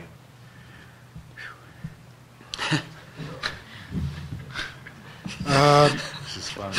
So we'll move on to item 6 on the agenda, general discussion. This is opportunity for board members to ask questions for clarification.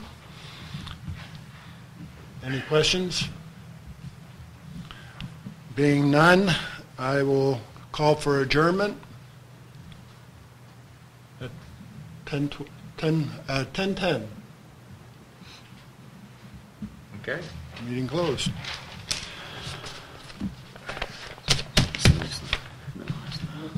No, PFC. I propose we move on to I think we're to the next one. reasonably close to the declared time. Yes. This would be the meeting of the KMPUD Public Facilities Corporation, non-profit public benefit corporation. So the regular meeting of the Board of Directors. Call to order. And roll call, Peter. Okay, Rickard? Here. Epstein absent. Smith? Here. Dornbrook here. O'Grady here. Very good. Comments from the audience? Opportunity for anyone to address on any non-agenda items. Thank you very much. Old business, item 4, review and approval of the minutes of April 8, 2017, which are in your agenda package. Do I hear a motion to approve the minutes? So moved, Dornbrook. Second, O'Grady. Rickard? Aye. Epstein absent. Smith? Aye. Dornbrook, aye. O'Grady? Aye.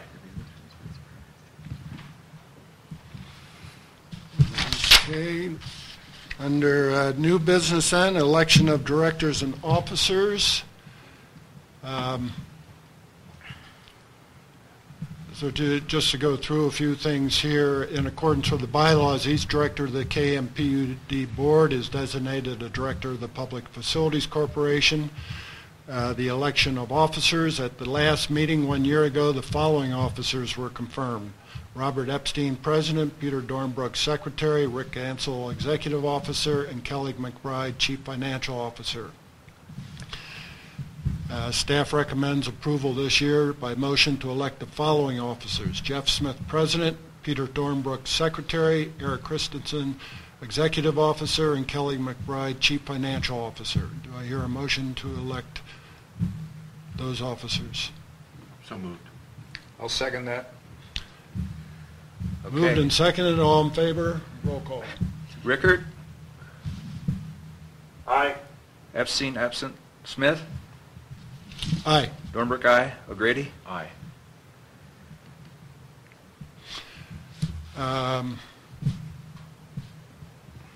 At the March 8, 2014 PFC meeting, the board was advised that the district has retained Goodwin Consulting Group to complete annual continuing disclosure services for the certificates due April 1st each year. We're approving that again? Well, two things. One, we need to adopt their annual report, correct, Jess? Yes. We need to adopt Goodwin's annual report for fiscal year 16-17, and then we need to unless we want to go out, we would want a motion to continue using Goodwin Consulting Group for these same services. Okay.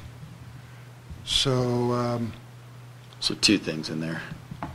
So the first one would be to motion to accept the annual report for the fiscal year 2016-2017.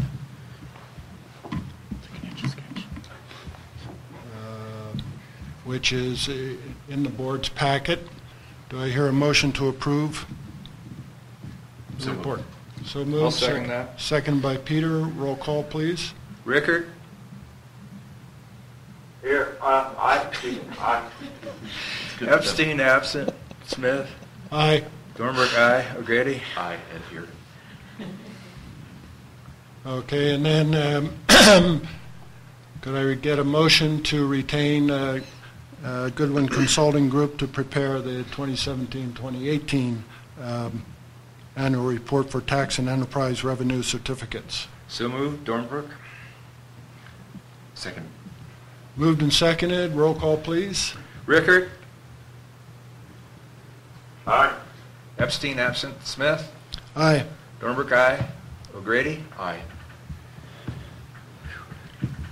A question, Eric, do we also have to approve the filing, tax filing, or is that part of the I don't believe we have to approve it Okay. It was just for your review. Okay, very good. unless there are any questions on it. And then, Okay, no? Okay. no more new business. We will move on to item 6, general discussion, opportunity for board members to ask questions for clarification. Any questions? There being none, I will adjourn the meeting at 10:15. Thank you very much. Thank you.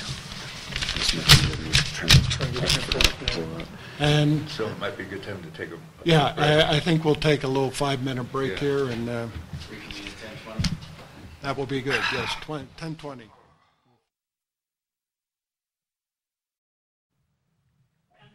fine for using GPS as a modifier. See what I mean? But as a base, I have to. Okay. Incorporated into the formula. Okay. There's a million ways, like I said, a million ways to skin this cat, and no matter which way is chosen, somebody will complain about it. Yeah. And they'll find fault with it. It may not be you next time. It may be Billy Joe Bob. Yeah, it was a big house. Okay, if I could, we will reconvene the regular meeting of the KMPUD Board of Directors at 10:20. 10:20. When we recessed, we were on item 8G, snow removal contracts. I would ask, I think we've had a lot of discussion on this by several people. Does anyone else have any comments that we haven't heard from? Yes, I do have another email. Okay. Cheryl Stern. She wants to know, what is the relationship between linear feet and time measurement fixed cost? Linear feet would have to take in grade and curve. What would it take to add distance and grade to this model? I mean, it would basically start all over with a brand new model and try and get it done. It probably wouldn't be done. Probably wouldn't be done anytime soon. Let me put it that way. But it could be done. Absolutely, anything can be done. Well, as I made the comment while we were in recess, this has been a method of billing that we've been constantly trying to refine every year, and we will continue to be doing that. So all these comments that we get are relevant and valid for the most part, and I think we need to consider those and continue striving to continue to refine our billing method here. But we have an issue of getting these contracts out for this year. So I'm a little confused about which contracts were being presented. Is it the one in the packet, or is it the one that was It was came the later? most current one with the updated data. Basically, through the questions of community members, they asked for certain data, and through that, I was able to ascertain that the data I was relying on from Michael's prior year was somewhat off, again, probably because it was taken in March, which is a reasonable time to take it, didn't have the April storms. We found the one data point adjusted with Juniper Ridge, which has been fixed, and the Finance Committee. So what was sent on Thursday with the additional data of 13, 14, 14, 15, 15, 16 is the most current analysis. So the file is titled 8G Supplemental Snow Removal Historical with Analysis. Is that correct? That is correct. Okay. So, to the board, any more discussion, questions that the board has? Make just a finishing statement. First, I'd like to respond to Eric about the fixed cost. If you have a fixed cost, you can always have a base fee like we have for the sewer system. We have a base fee and a meter, a usage fee. So that can be handled. But I don't say we have necessarily going to hourly rate, but I think that would be more American and capitalistic to do that, because by the way we do it now, it removes incentive for performance. I'm not saying people are not performing. Okay. So, Jess, I think my position, KMA position at this stage is using GPS data is premature, as the data has not been curated, like mentioned by Eric, and no mechanism of adjustment is provided. So we have no way as a consumer to be able to report issues that we think need to be addressed. Also, 5 years seems more appropriate, so 5 years of history is more appropriate than 2 years of data, especially that seasons vary a lot in quantities and style. Last year we had this miracle March situation and nothing before. I think we need more years to be able to do that. So, and it's also, I believe, imperative that actual surface plow is the base of the contract pricing like it used to be in the past, but you can modify it using driver feedback, GPS data, but as a modifier, not as a base. So that's basically what the KMA would request. I'm done. My reaction to this discussion is that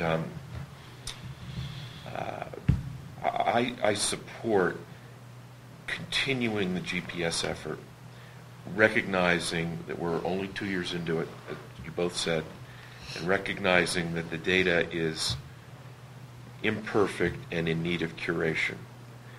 And my opinion is that the base ought to be something like the operator assessment, as you said, modified by GPS data.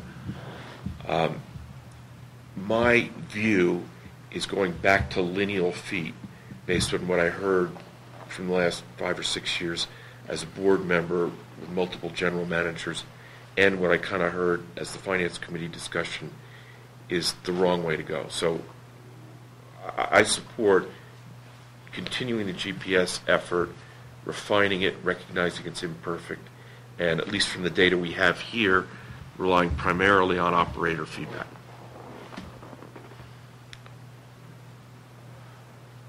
That's one person's opinion. Which, correct me if I'm wrong, but on this amended 8G is basically that. We've taken the driver input and weighed it fairly heavily in this because it's a third. It's a third, and to reach the Finance Committee proposal that we have here. Well, yeah, but the numbers specifically are. Well, go ahead, Eric. Eric, you that's not quite right, Jeff, because the Finance Committee proposal modifies it. It tempers it more, or as Alan Tapp called it, feathers the thing in more, feathers the different changes in more, even more than what the contractor, what the employee, the removal estimates, personnel estimates were. So in other words, it brings KMA, just as an example, down to a little under 29%, and takes East Meadows up to just under 29% versus what it would be otherwise. So this is the Finance Committee's way of acknowledging that GPS data is not foolproof, and that we didn't want to put, in particular, KMA into a particular difficulty with their dues. Now, whether we want to go further than that for discussion, but that's what's there. This brings it down further for KMA, keeps it up higher for East Meadows and the others. But I agree with you, Jeff. You know, the operator feedback alone, ignoring GPS, is 30.4%, and per KMA, and the proposal is 28.85. 28.9%. I can't deal with two significant digits. And then, Sorry. East Meadows is ignoring the GPS data, 29.8% based on operator feedback, and the contract is 28.6%. Yeah. So I think what you said was right. We're pretty close. So you're looking at the last page on the second email, right? Yeah. Yeah. I'm looking at that number, 28.6. Okay, that's the number you're proposing. So Is that correct? That's what they're proposing, and I'm sort of saying it makes sense to me. Eric, So if you could send me the 28.6 spreadsheet, that we 29.8. appreciate it. I was just going to send And that. then to I you. mean, it'd be nice to have it before, not after, but yeah. 30.4% As I kept getting new data, is operator feedback. you know how many times I The changed it GPS this is week? 36, 33, okay, so But yeah, let's ignore that for a minute, and then the After this KMA meeting, Jess- proposal Jess will send it is out. 28.9%.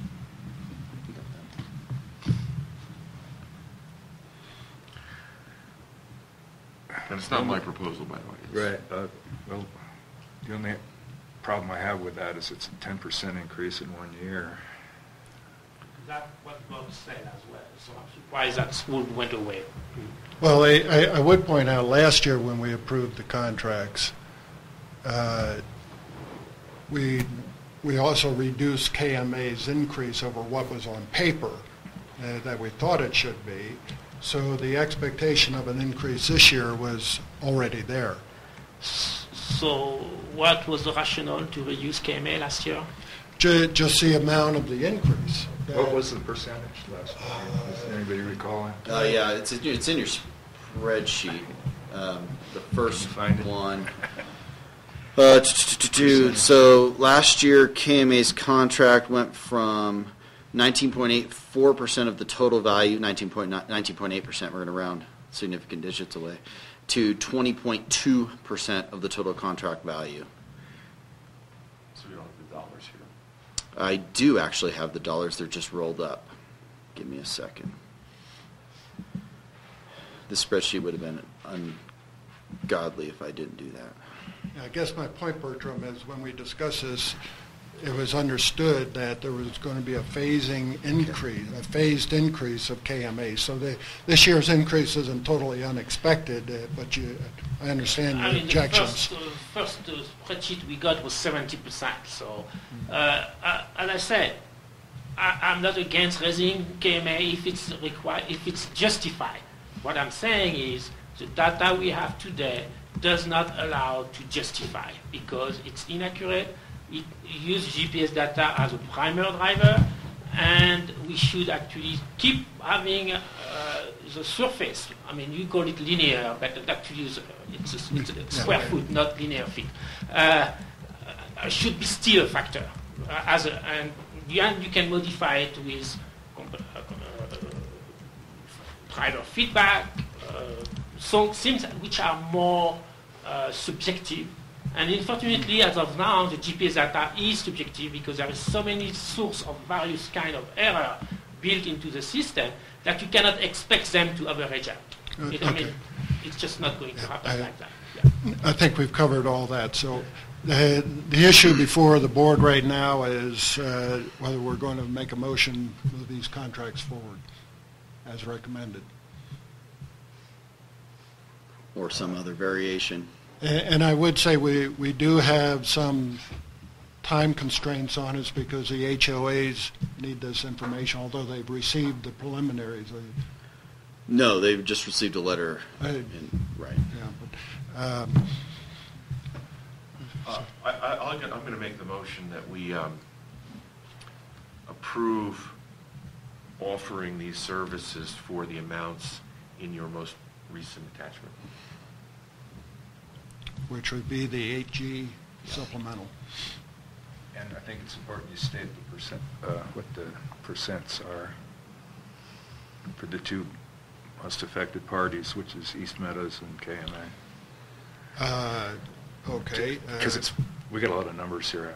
Just for Yeah, clarification. the increases for East Meadows would be 28.6,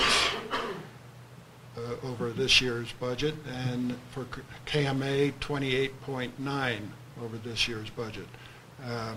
There are other changes for other accounts, but they're minimal in comparison. Excepting Juniper Ridge, they're increasing. They would increase a bit more. 5%, 5.3. And that's not the increase, that's the percentage. That's the percentage of Yeah, contract that's allocation. percentage. That's correct. Of the total cost. Right. So it's been moved. Do I hear a second? I will second it. So I do have a question, Jeff.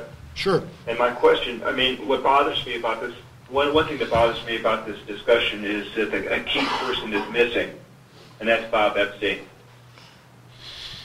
In explaining the relative accuracy or inaccuracy of the GPS data.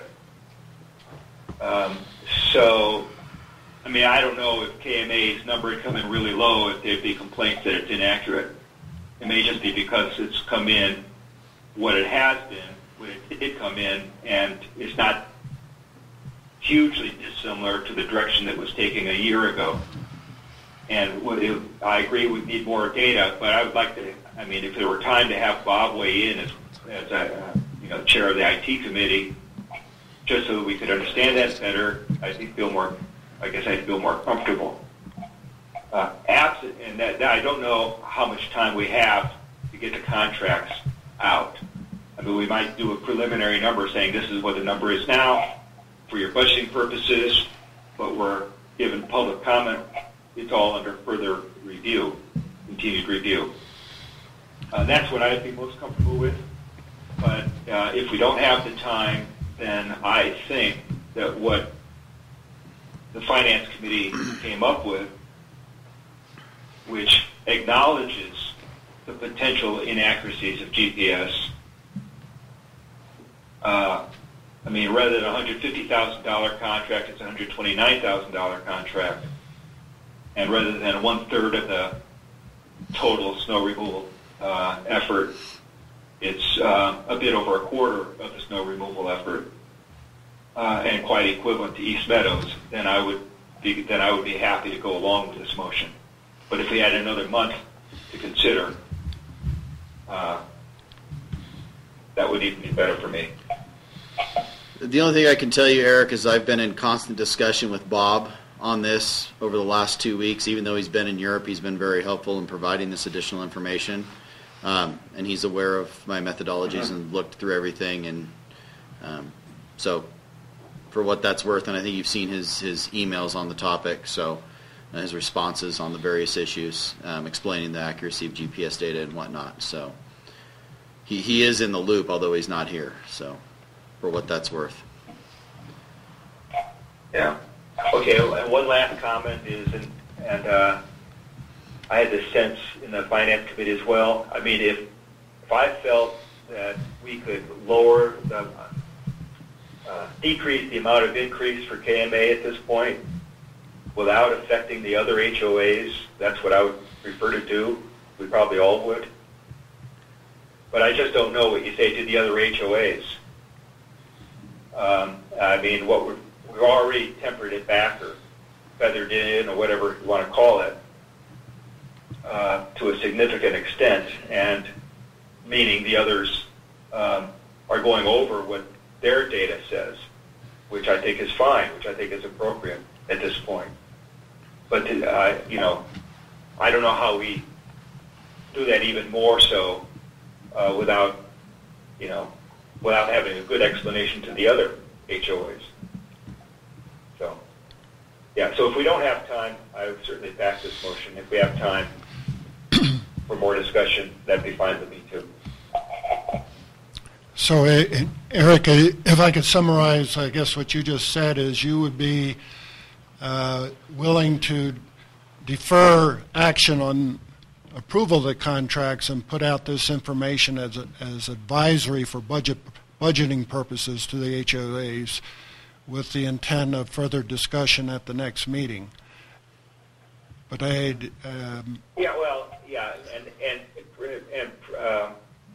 preceded by a discussion at both the IT committee and the operations, because, I mean, everything that's been brought up is about efficiencies, it's about methodologies, it's about data collection, it's about curating data, whatever that means. I don't even know what that means, but whatever that means. And to me, the expert in this, from the board's point of view, Bob Epstein, is now present for the discussion. So that's been my preference, but if this result is going to be inevitable, like I say, I think we've taken steps to temper it, that I'd be fine with going ahead with a motion. But if we have the time, it's just a matter of the time. I'd like to make a comment on the timing. As far as KMA is concerned, KMA yesterday voted to increase the HOA assessment to the maximum legally possible by the law. So we don't have any urgencies to know the number anyway, because we could not do more than what we've done. So that's the reason why we asked to get early this information, is because we need to assess properly the various homeowners of the association. So since we maxed out, we cannot, we don't have a hurry. I mean, we'd be happy to have more time so this can be actually assessed more carefully, knowing that we are basically age the issue or assess properly our homeowner since we asked for the maximum. So there is no, I don't know how other HOA fare, but as far as KMA, one of the big issues of that specific area, I think, of this discussion, we'd be happy to wait another month, yes. Well, I think that if I could, we have a motion and it's been seconded, so just so we understand that on adopting these rates.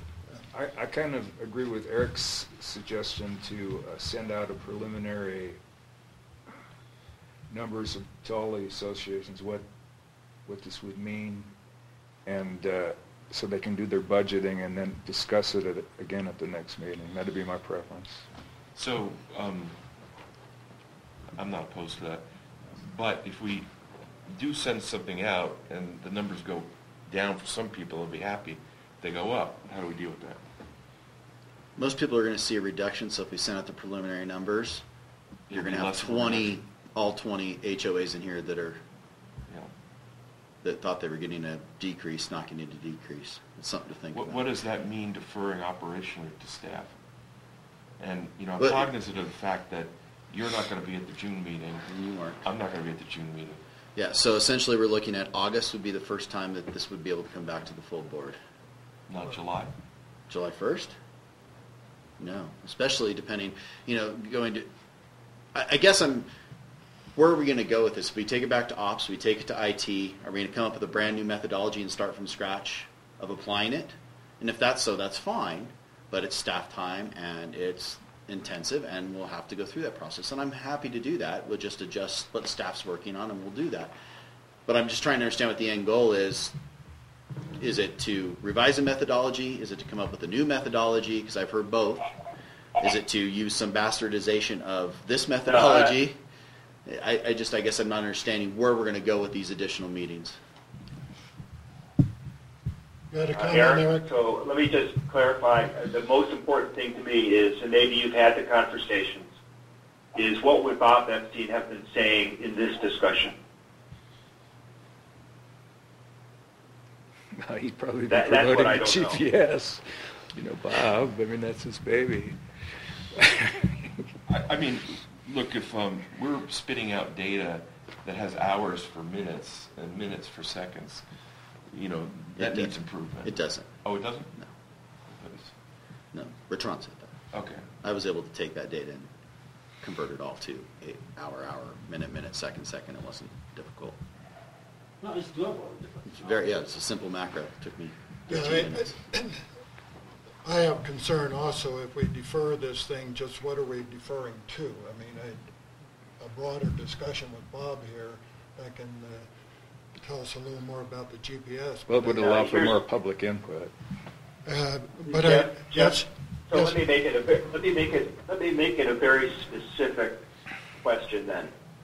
The question I have is, does Bob believe that the GPS data has the potential of being so inaccurate that we would be justified to decreasing KMA's increase and increasing the others proportionately, sort of like what we did last year? Or is the GPS data, yes, there's a range in which it's accurate, plus or minus something or other, and so the $129,000 or 28.85% of the total is actually within that range, is likely to be within that range. That's the question that I have. I think he answers that question in his Tuesday 5:55 a.m. email, and I'll just quote him here. There are further refinements that could be done to the algorithms, such as looking at directional changes and the plow being up or down. But based on hand checking from the 2016-17 season, there's a typo there. It says 10-27 season. We didn't believe that it would make a material difference to the average season totals. But it has not been computed. Okay, so That's Bob's exact words. I don't want to. Has not been computed. Yeah. No, we have not done this thing. And the other thing that Bob said in that email, he said that the whole thing was moderated by a maximum 10% increase per year, and now we are talking about 30%. That was last year, that it was maxed at 10. Yeah, that was last year. He didn't say last year. So, just looking at the numbers. Okay, go ahead.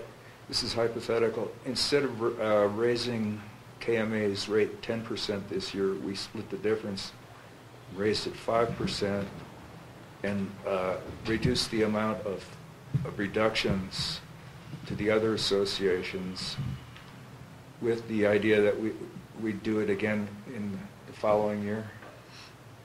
We'd increase the other 5% next year.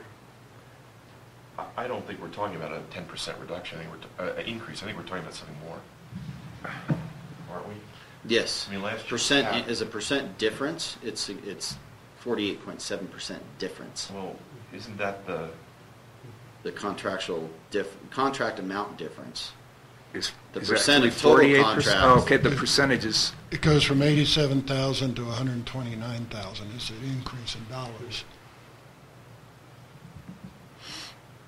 I mean, what you have to understand is a homeowners association can only legally raise their dues a certain amount every year, and KMA did that last year. They raised their dues to the max that they were allowed to. Yeah. I don't know if... We did the same this year. They're doing the same this year. And this and dollar amount is that adequate to cover yes, the according contract here? Nancy was on finance, Peter, and that's Yeah. how that amount was arrived at by Alan. Okay. and Nancy. And Nancy, yeah. Okay. The whole finance committee, but those are the two main players on that. Okay. Yeah, and the other thing I'm looking at is if we wait another month or 2 months on this, what information are we going to get that would cause us to Well, I'm adjust going these to do things? an audit, and Well- I will provide that An audit of what? of the GPS data.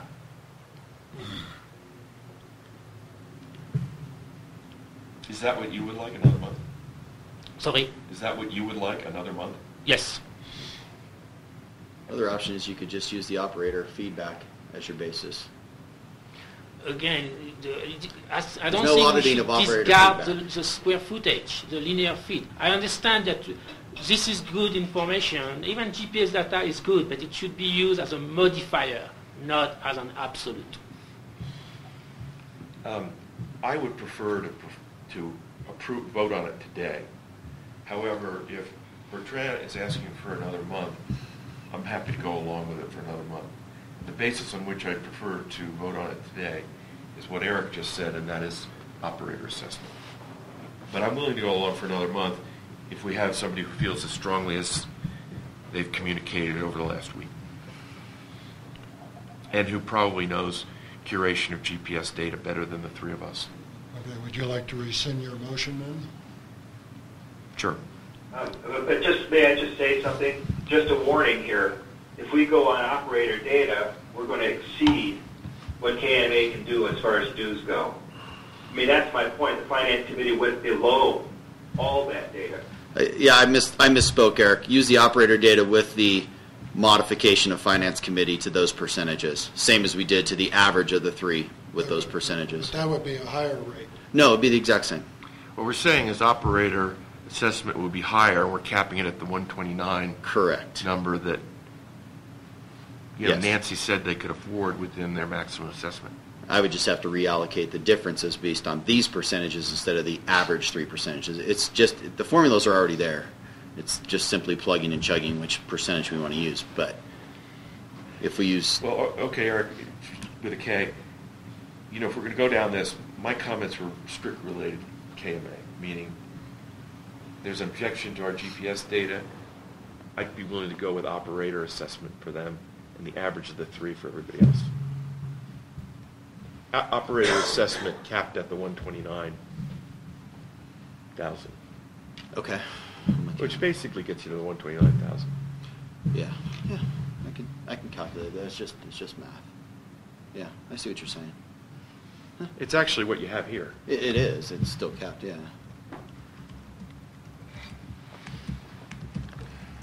So I'll rescind the motion if you think that's a good idea. Well, I'm not sure what your would these numbers change? I mean, if the numbers aren't going to change, KMA's number wouldn't change. So what we would be doing is putting it off to the next meeting for continued discussion. If anyone has new information to put in, they can put it in, but it's unlikely that the numbers are going to change. If Bertrand does an audit and comes up with more accurate information, then the GPS information for, the other HOAs will change. KMA's cap won't change because they can't afford more, right? What do you think we should do, fearless leader? Well, Back on you, dude. No, I'm inclined to have as much discussion about this as we need so people are satisfied. And if another month will accomplish that for KMA and help to resolve some of their questions and that, I'm all in favor of that. My big concern is that we're putting off all the other HOAs at the same time, that they have actions that they have to take. But if we put this out as advisory, and I don't think much is going to change in any case, I think they can proceed. So I'd be comfortable. The majority of the HOAs are getting a rebate. Yeah, Well, a reduction in Or a future reduction. contracts. I would push back very strongly on sending out an advisory. Okay, my only concern there is you have HOAs that need to do planning, and I don't want to put them in a bind either. Why would you push back very strongly? Because if we give a preliminary, let's just pick a random example out of there. Let's pick a nice example.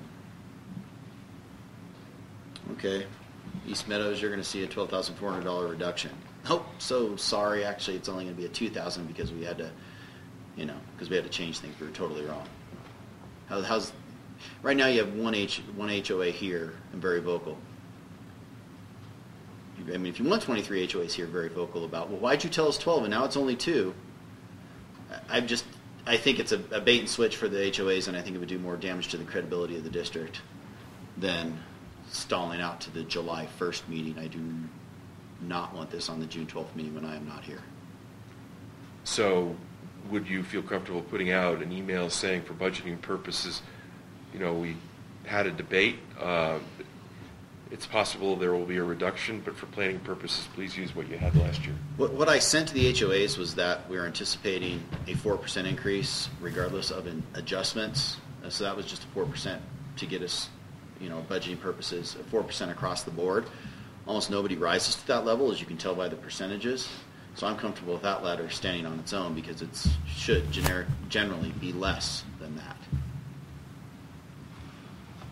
I think that letter stands as most of these are coming back at a -17, -11, -8%, -15%. I told them it could be as much as a 4 across the board plus adjustment. Very few are. Essentially we have 1, 2, 3 that are increasing, and the rest are decreasing.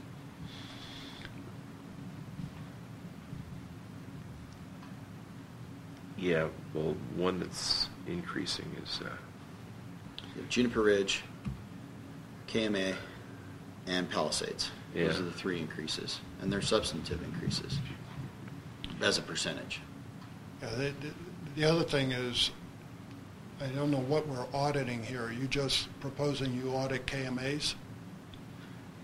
Yeah, that's only that I'm So going to get, yeah. So in a sense, we're going to be auditing one account, making decisions on that one account that will Well, affect all the other accounts without auditing them, Correct. which I don't think. The issue is, if my audit finds the number are fine, then there is no problem. But if I do find problem with KMA numbers, then you are basically taking a decision on inaccurate numbers. I'm just curious how you're going to audit it. Say it again? How are you going to audit it? What- Excel. I can do a number of functions to basically check first the numbers. Since I have unit issues, I want to make sure that there is no problem. And I'm concerned that Mark had different numbers than you, and I have different numbers than you. So Who? Mark. Michael. Oh, Michael. Sharp. Oh. Michael. Sorry. So that's the first thing, and then basically, I am going to validate the data versus the weather. I want to compare with the previous year, see how this pan out. So I want to have a global view of what is at stake and how fitting it is with the weather pattern. If you provide me GPS data, I could also start looking into that, but I don't have it so far. Seeing how the threshold of being in and out of the boundary affect the thing, but that's a bigger game. But that's clearly something I'd like to discuss with Bob. Yeah, that's time. Well, here's my feeling on it. I think we've gone through these numbers with the Finance Committee, and these are the best numbers we can arrive at this time. I would propose we adopt the proposal as put forward. You can go ahead with your audit, see what that produces, see if there's some, as I said, we're trying to fine tune this every year. So if you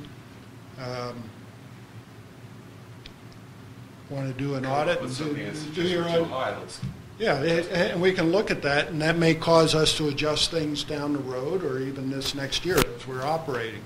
But I don't see that there's going to be a lot of movement in numbers here, regardless of the audit. I can tell you I think we've gone through the numbers quite thoroughly already. So I think you can go ahead and do your audit, but I'd like to move these contracts forward, I guess. And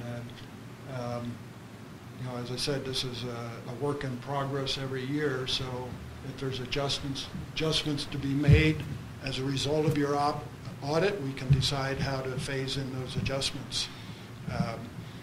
But to delay this on the chance that there may be some change that you propose that we haven't even had a chance to discuss yet. No, I'm not at the stage of proposing change. Yeah. I just want to curate the data. Yeah. So that's what I would propose, is that we move forward, adopt these, and work with Bertrand on allowing him to do his audit and see what comes out of that.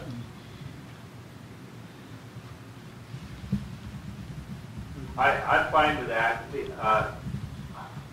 I just would so first of all, I would not support changing methodology, in other words, to linear feet or hourly or something like that at this point.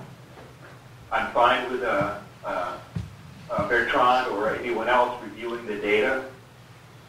I would like to have Bob Epstein somehow involved with that, at least understanding how different results might come about.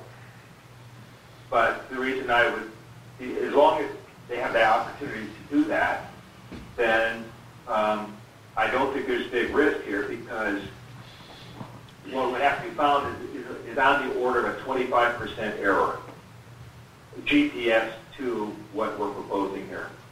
And I doubt that there's a 25% error someplace. If there is, it would be very good to find it.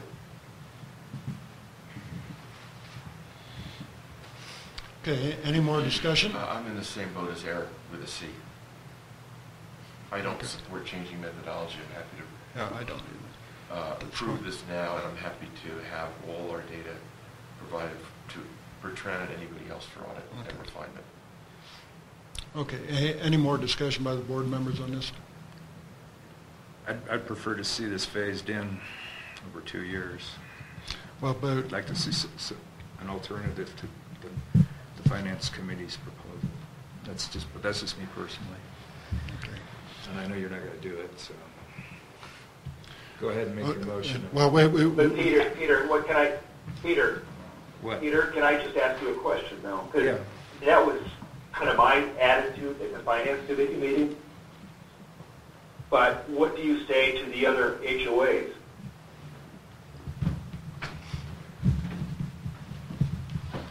What would you say to the other HOAs? They're not getting that, it's not that big of a You could- percentage change to them.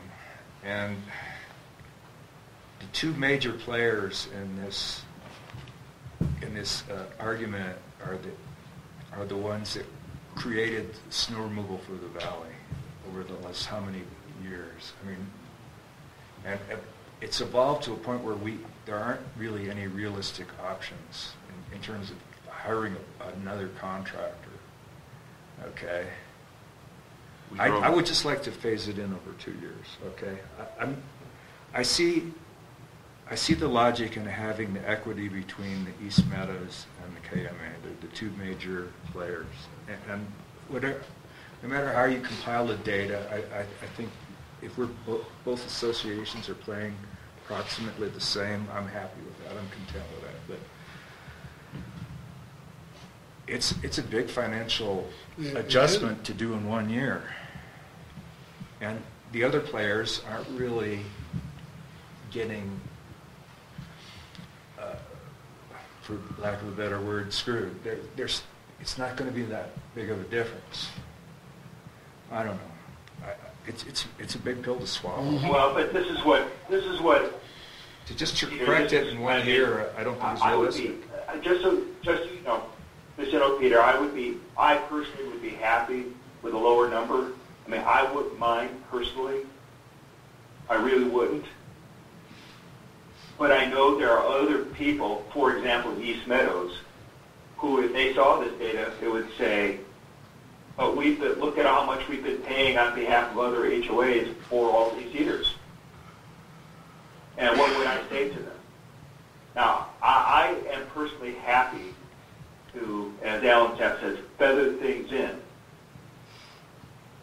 And I would personally be happy with a KMA amount of 25% of the total rather than 29% of the total. That would create peace. I wouldn't have any particular justification for it other than saying I understand a pill that has to be swallowed.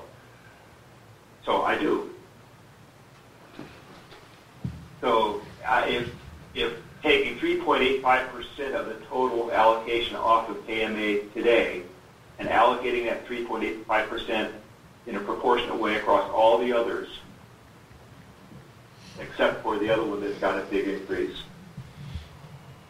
I personally would be fine with that. There's no big rationale for it. That's the only thing. I don't know how to explain it to others exactly, other than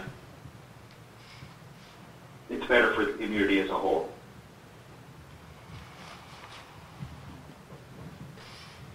Do you want You want to make an that email? a motion? Well, we have a motion on the floor. We already have a motion. Yeah. We've already got a motion on the floor. Okay. Just- And that's to go with the Finance Committee's proposal.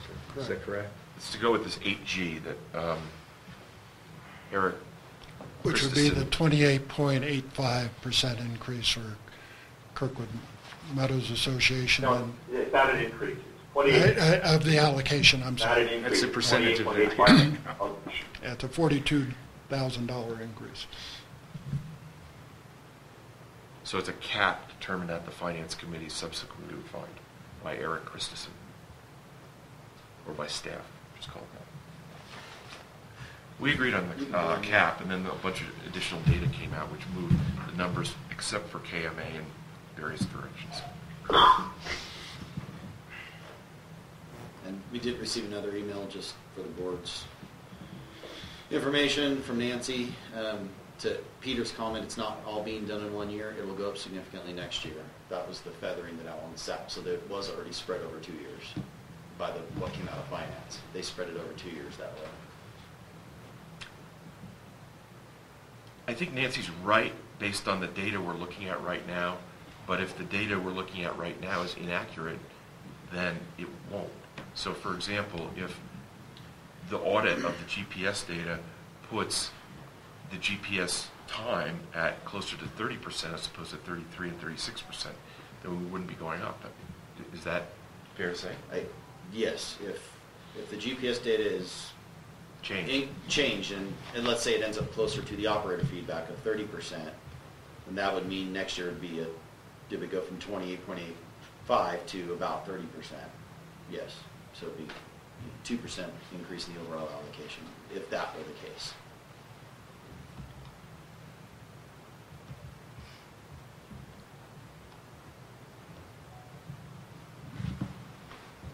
So I go back, we have a motion on the table here, so I'm going to call, Okay, so I'm going to just step into this. Standish, would you accept an amendment to your motion to have KMAs increase 25 to a 25% allocation rather than 28.85, and modify all except for Juniper Ridge Palisades? and Juniper. And Juniper.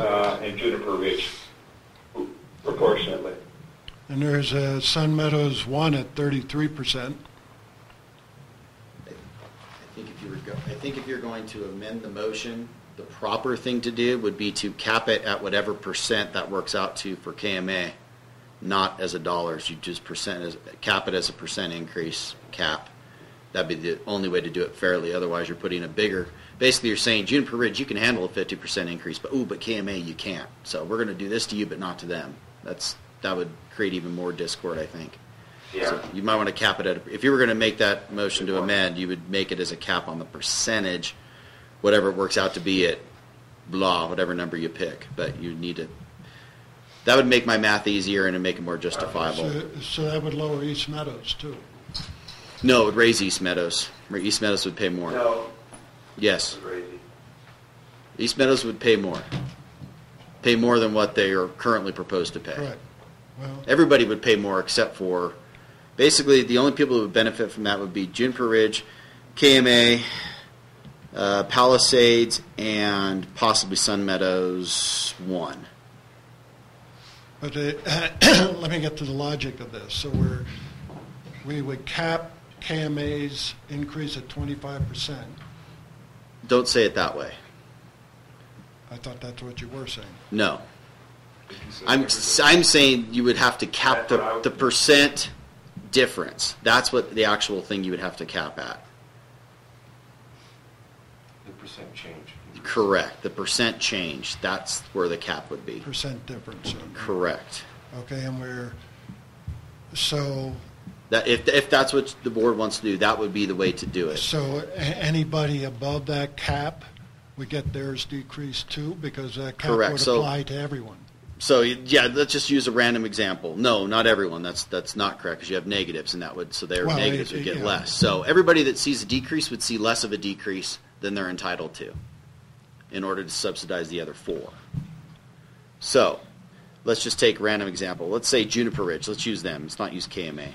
So we're going to set Juniper Ridge max increase at 40%. And that's the max increase we're going to allow for any HOA. What that would mean is if anybody hits that criteria over 40%, I would cap them. Then I would take a proportionate share of those dollars and place the burden on other HOAs and reduce the decreases they would see otherwise.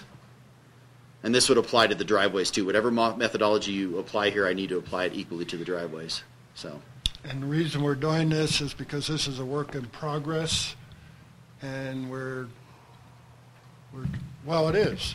It's always going to be refined, yeah. Well, I know, but we did this last year too, where we, right. you know. Well, hopefully we'll have better data in a year. Well, that's what I'm trying to justify this as we're trying to accumulate data so we can do this in a more fairly. What's your magic number? Maybe that's an easier question to ask to try and back into this. Well, KMA's magic number was the 129. Agreed. But We're talking Eric's about talking about something. A different magic number. Right. So what's your magic number, Eric? Right now they're going to see a $42,374 increase. Which is 49%. Yeah. Yeah, I don't know what happens if the allocation is 25%, what that number becomes. I guess, does that become, let me just withdraw my suggestion. This is way too complicated to be doing in a board meeting. I'll withdraw my suggestion. It was. And I'll support Standish's motion. Well, actually, yeah, I think it's fine. It's a fine suggestion. It's just me doing the math. It's not the end of the world. Don't quit so quickly. We got some eager calculators here. I'm not hearing Palisades and Juniper Ridge, and the numbers are up and down and all around right now. Are these individual HOAs going to have an opportunity, or their representatives, to say, hey, now we've had a chance to digest this, or we have questions, or this is it? Because I don't, in all fairness, we haven't had any chance to prepare for this either. Yeah, I mean, it was Who's we? Just so I know. Juniper Ridge and Palisades, who we represent as their property manager, and Well, those they would boards say- have no idea. I think Yeah. that this and maybe they should have, but now numbers are changing again. And Well, Juniper Ridge and Palisades are going to have less of a burden. oh, I thought they were one of the ones. That had No. a- So No. just to be clear, right now, the only contracts that are increasing using the methodology that was there are Juniper Ridge, Juniper Ridge, Kirkwood Meadows, Palisades, and Sun Meadows 1. Everyone else is seeing a decrease, except for Whiskey Towers, which is actually seeing a $1 increase. But that'll change. They'll actually see an increase from 0% change. They'll actually see an increase. So what that means is those 4 are currently seeing an increase. If we place an artificial cap on those 4, the other 19 HOAs will see a lesser decrease. So it's that's really a sharing of the pain. Yeah. Everybody shares a little pain. But we don't kill any particular association. I mean, if you wanted to, I don't know, Eric, I don't know what number you're thinking about, but if you tell me, I can enter it in the spreadsheet. I just did a quick numbers, and I wouldn't guarantee they're right, but what it comes out to be is to say that no HOA should pay more, should have an increase. Last year we said no one should have a greater increase than 10%. Right. What I'm suggesting is that this year, no HOA have an increase greater than 30%. Okay, and that's easy to accomplish. I can easily get that data and do that. And then I'll apply that to the driveways as well, correct? Because that means Bertrand doesn't get as much of a decrease as he was going to get in his driveway, just so you know. Don't yell at me when that happens. I'm looking at the general interest. Yes. So Eric, if you want to do that, it will not take much for me to implement that. It's quite simple. I'm happy to do whatever the board's preference is. Yeah. I mean, and I say this knowing that there was no explicit rationale for doing it. It's to make life easier not only for KMA, but for the community as a whole to have. I mean, these kinds of arguments are not good. Right. And it gives everybody a year to check the GPS and see what more can be done to make it as credible as possible. Well, the explicit reason for doing it is to, dull the pain or ease it in, right? And I would be fine with your proposal, Right. Eric. I would be fine with your proposal, which is a cap of 30% per year increase this year. And that would put KMA's bill at 113,227 versus the 129,000. Yep. And the others would adjust accordingly as well. Yeah. So is that your motion? Yeah. It'd be nice to see the refined data at some point soon. I'll either have it out, well, tomorrow's Mother's Day, so no luck on that. I'll have it out Monday. Okay, so can I go back? Can you rescind your first? I modify my first motion and say that I would propose we proceed with the 8G calculations, the calculations in the 8G PDF that was circulated, with each HOA is capped at a maximum of 30% increase.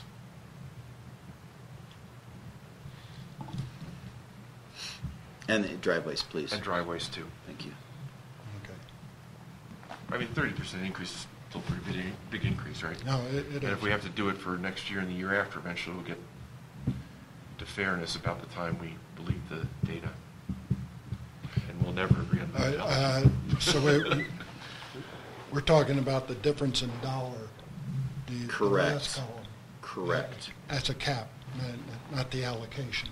No, percent difference. And the percent dollar increase, cap at 30. Otherwise, it's very difficult.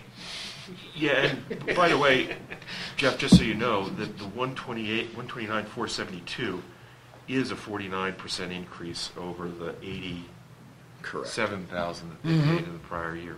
Right. So instead of 50%, we're talking 30%. Right, essentially. That's exactly correct. So Standish has made a motion. Do I hear a second? I'll second that motion, Rickard. Okay, moved and seconded. All in favor? Rickard? Rickard, aye. Epstein, absent. Smith? Aye. Dornbrook, aye. O'Grady? O'Grady, aye. I think that's a good compromise. I agree. All right, now let's talk about something else that's fun. I got to respond to an email from Nancy now. Thank you all for your comments on that. We'll move to item H, wastewater inflow infiltration. Eric with the K. Yes, I'm replying to Nancy because she asked what their assessment was, so I just want to get that out to her so she knows. And done. Okay, wastewater. Oh, yet another fun topic. Actually went out in the field last week with Drew, and Rick and I went out. We actually popped the manholes in the meadows and looked at how much I&I we were seeing, where the leaks were. We found a lot of interesting things when we did that. You don't need to show them those photos. So we actually popped them and we looked at them and we looked at different options. We definitely got a lot of good feedback at the operations meeting, if not contentious, as Peter probably recalls. The biggest pushback we received from that was that don't raise the manholes at all. No matter what you do, don't raise the manholes. And so the direction that came back from operations was come back with options to fix the manholes without having to raise them. And so as we walked through and looked at I&I, we also looked at options on the manholes. Could you go to the your operations? That's the shot I think I want. No, go to the one you have the side-by-side. Okay. Please. I think it's in your one couple more. Yeah, it's in the back. Yeah, I'll find it. Oh, no, I just want to point to it so that everybody can see what we're talking about. We get this side by side. There it is. That's the one I want. Oh, now you fast one. Okay. Okay. So as you can see, we have a river running over our manhole there. You can see the manhole's already above grade. So the manhole would remain above grade as it is probably where the solution we're going to go to. No changes to the elevation. It's going to look the same height it is now. But what we'll probably do, and Peter and I have talked, he brought a couple of good solutions. Some I was aware of, some I wasn't aware of. But we're probably going to replace every manhole lid, and I'm talking about the most cost-effective. I'm going to look at other options that are available. The most cost-effective is to replace every manhole ring and lid with a pressure-tight manhole. Second thing is to basically put new sealing gaskets on there, which is kind of what you had shown. New gaskets between the interface between whether it's the eccentric cone or the manhole and the sewer lid and frame. Second thing, or the third thing we'll need to do is put a cast-in-place concrete ring around the manhole. That provides redundancy of sealing, because right now these manholes just sit on top of the concrete. Sometimes there's gaskets or elastomeric, sometimes there's not. That's a perfect seam for all this water to go right in. If you can see the interface, it goes right in there. That's one of our biggest points of intrusion, is the seams between the cast iron or ductile iron, depending on what age they are, and the concrete. So by concreting around them after we set them, we'll put a gasket on them, a rubber gasket on them, set the new pressure-tight manholes, concrete around them. We're providing triple redundancy with minimal visual impact to the meadow. We're also going to go inside the manholes, which is what we discovered on the I&I. Do you have any inside shots? They were a little gross. We're going to go inside each manhole, and we're going to recommend thorough sealing, which is a elastomeric concrete compound that is watertight, that basically seals all our current leaks. Some of our leaks varied from about maybe 1.5 gallons a minute to as high as 35 gallons a minute. We had some significantly high ones. Manhole 99 is doing well, except for it's sprung some new leaks that we didn't have before. But the one that was really bad around the penetration was fixed. So in some of the cases where we have really bad I&I coming subsurface, we will excavate around the existing manhole. We'll thorough seal outside as well as inside to provide a little redundancy, and then backfill it, and it will look the same. And that's probably where the proposal is going to come back to operations. We'll provide all the costs associated with it. We'll look at other options, but best engineering judgment at this point, that's going to be our best option solution in terms of satisfying the issues with the meadow, customer concerns, and also address our I&I so we don't spill 50,000 gallons of sewage again. Well, the other thing we found when we were out there, popping manholes, that our system maps are completely wrong, and they need to be redone. So we will be undertaking that this summer as What's well. wrong? Our system maps are garbage. Literal garbage. I didn't pop a single manhole that was correct in terms of what it showed. So, lots of stuff to fix. We found a manhole that nobody knew was there, so we were actually able to discover a manhole, and oh, you're going to go to that one? So we found some neat stuff. We're going to fix things, but as the days go by, I'm getting a better handle on what we're going to do about I&I and how we can minimize impact to all of the customer issues that were raised at operations, and I think we found a pretty benign solution. I think you were there, Peter. I think that addresses everything that people raised. We try to minimize impact on visual impact on the meadow. Absolutely. But we need to seal these, and Yeah. it's a hodgepodge of different manholes that we inherited from EID, of course, like Yeah. everything else we inherited from And there are some storm drain manholes on some of those as well, which Right. have all sorts of penetrations in them. So we've tried to plug as many of those can with rubbers that are sized for those, but obviously we haven't got them all. And some stuff is still under snow, but it's going to be a good winter project. I think that company I showed you, I think that they have some really good little plugs that Yeah. are cheap, and we could put those in quickly. And Cheaply. yeah, Yeah. No, those are good. Yeah, absolutely. I agree. I didn't know that they made those. I was thinking, how we're going to weld all these lids. No. Yeah. As you said, we'd have to, what'd you call it, peening? Peening? Yeah, you have to peen with a hammer. So our strategy is to seal the manholes. So Yes. Our strategy is to seal the manholes and the manhole lids. That is our strategy. With no raised elevations. Yeah, exactly. And how much of what percentage can we do this summer? I'm hoping we can do 11. Out of how many? In the meadow, that would hit the ones that are leaking. That would hit the ones of concern. Or no, we're up to 12 now, the east lift. So there's 12. There's 12 we'd like to do. I think if the recommendation that I ultimately bring back to operations is approved, we're probably looking in the $6,000 manhole range. Plus or minus, some are going to be easier, some are going to be harder to do. We have 80 some odd thousand budgeted.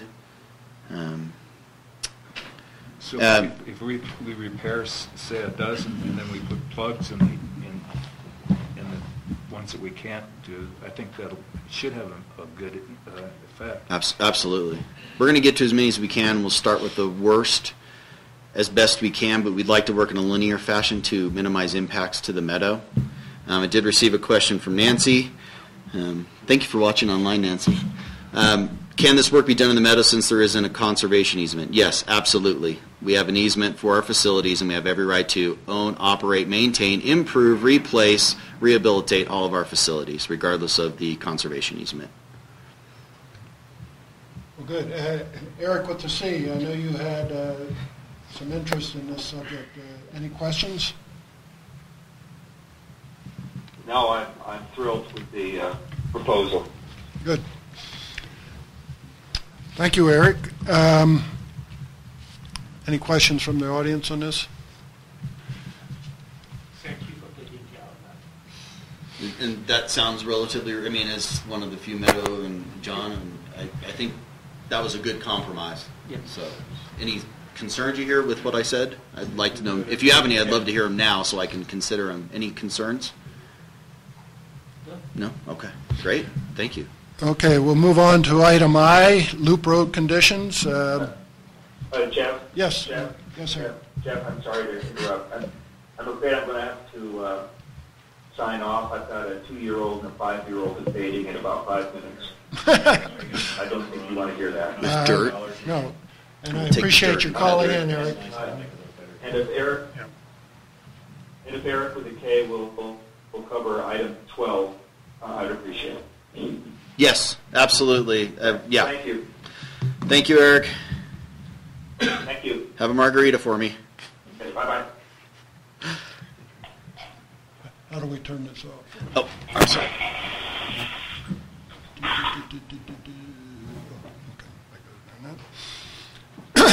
Okay, we'll move on to 8I, loop road conditions. This was both the board and, I believe, operations, correct, Peter? Wanted this as a standing item until it was resolved. Yes. Could you? Oh, perfect. You have some photos up there that are actually relevant to look at. So we did have. I'll fast forward a little bit. I had a meeting with Doug Perini about 2 weeks ago. Discussed it. And what he reiterated at economic development yesterday was yesterday. Mm-hmm. Feels like a week's gone by. Was that they want to complete their drainage study before they do any improvements to Loop Road, and the sum total of their possible improvements would be cold patch. Looking at the potholes there, cold patch isn't going to work for very long. First rainstorm. I don't even think it'll work that long, Peter, to be honest with you. You have very wide ones there. They're undulating. It's not a uniform surface. And last time they just had a guy jump up and down on it, didn't even take a whacker to it to compact it. I don't know that it will last beyond a month, cold patch. But that's what they're looking at doing now. I did include the reciprocal easement agreement for the boards. I think you're probably all aware of it, but just wanted to include it. Which identifies a responsibility for maintenance of Loop Road, which is Section 4A(II). It also designates the district's right to repair it under 5E, and it also indicates what to do if there is default by Kirkwood Mountain Resort or its transferees, in this case Vail, to remedy. So that is the nuclear option. Obviously, we prefer not to do that, but that is available to the district if the repairs are not undertaken to our satisfaction. Can we send them a notice of violation? Right? Yes, that would be the first step we have to do. We must send it 30 days.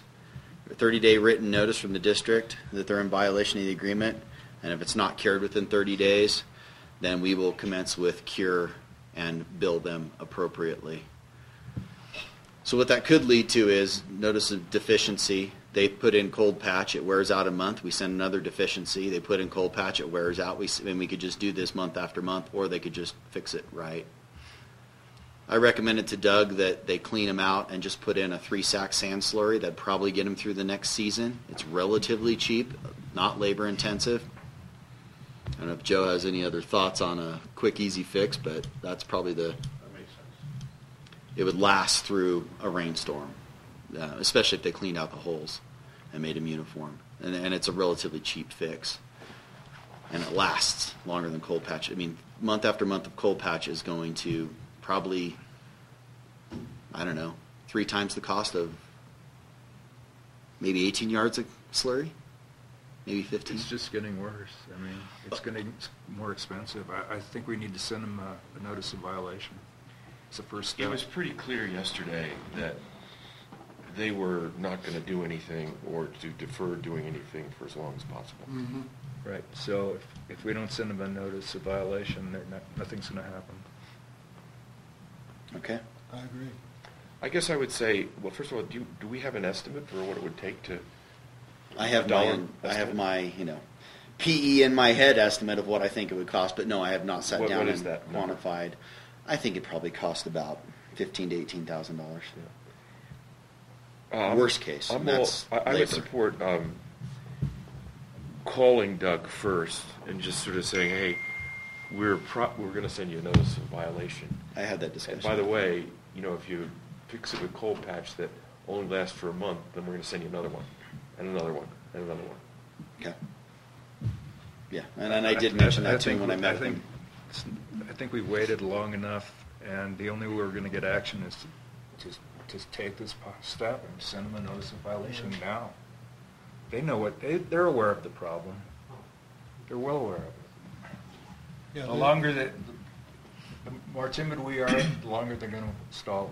Yeah, they do have some drainage issues on the road that they have Absolutely. to address, which, if we were to go in there and do a repaving job, they're going to dig it up in a little while. Well, I would say in the meantime that we get some bids on so we know how much money's involved. At least we get the process going so people see that there's it's not just being totally blown off and ignored.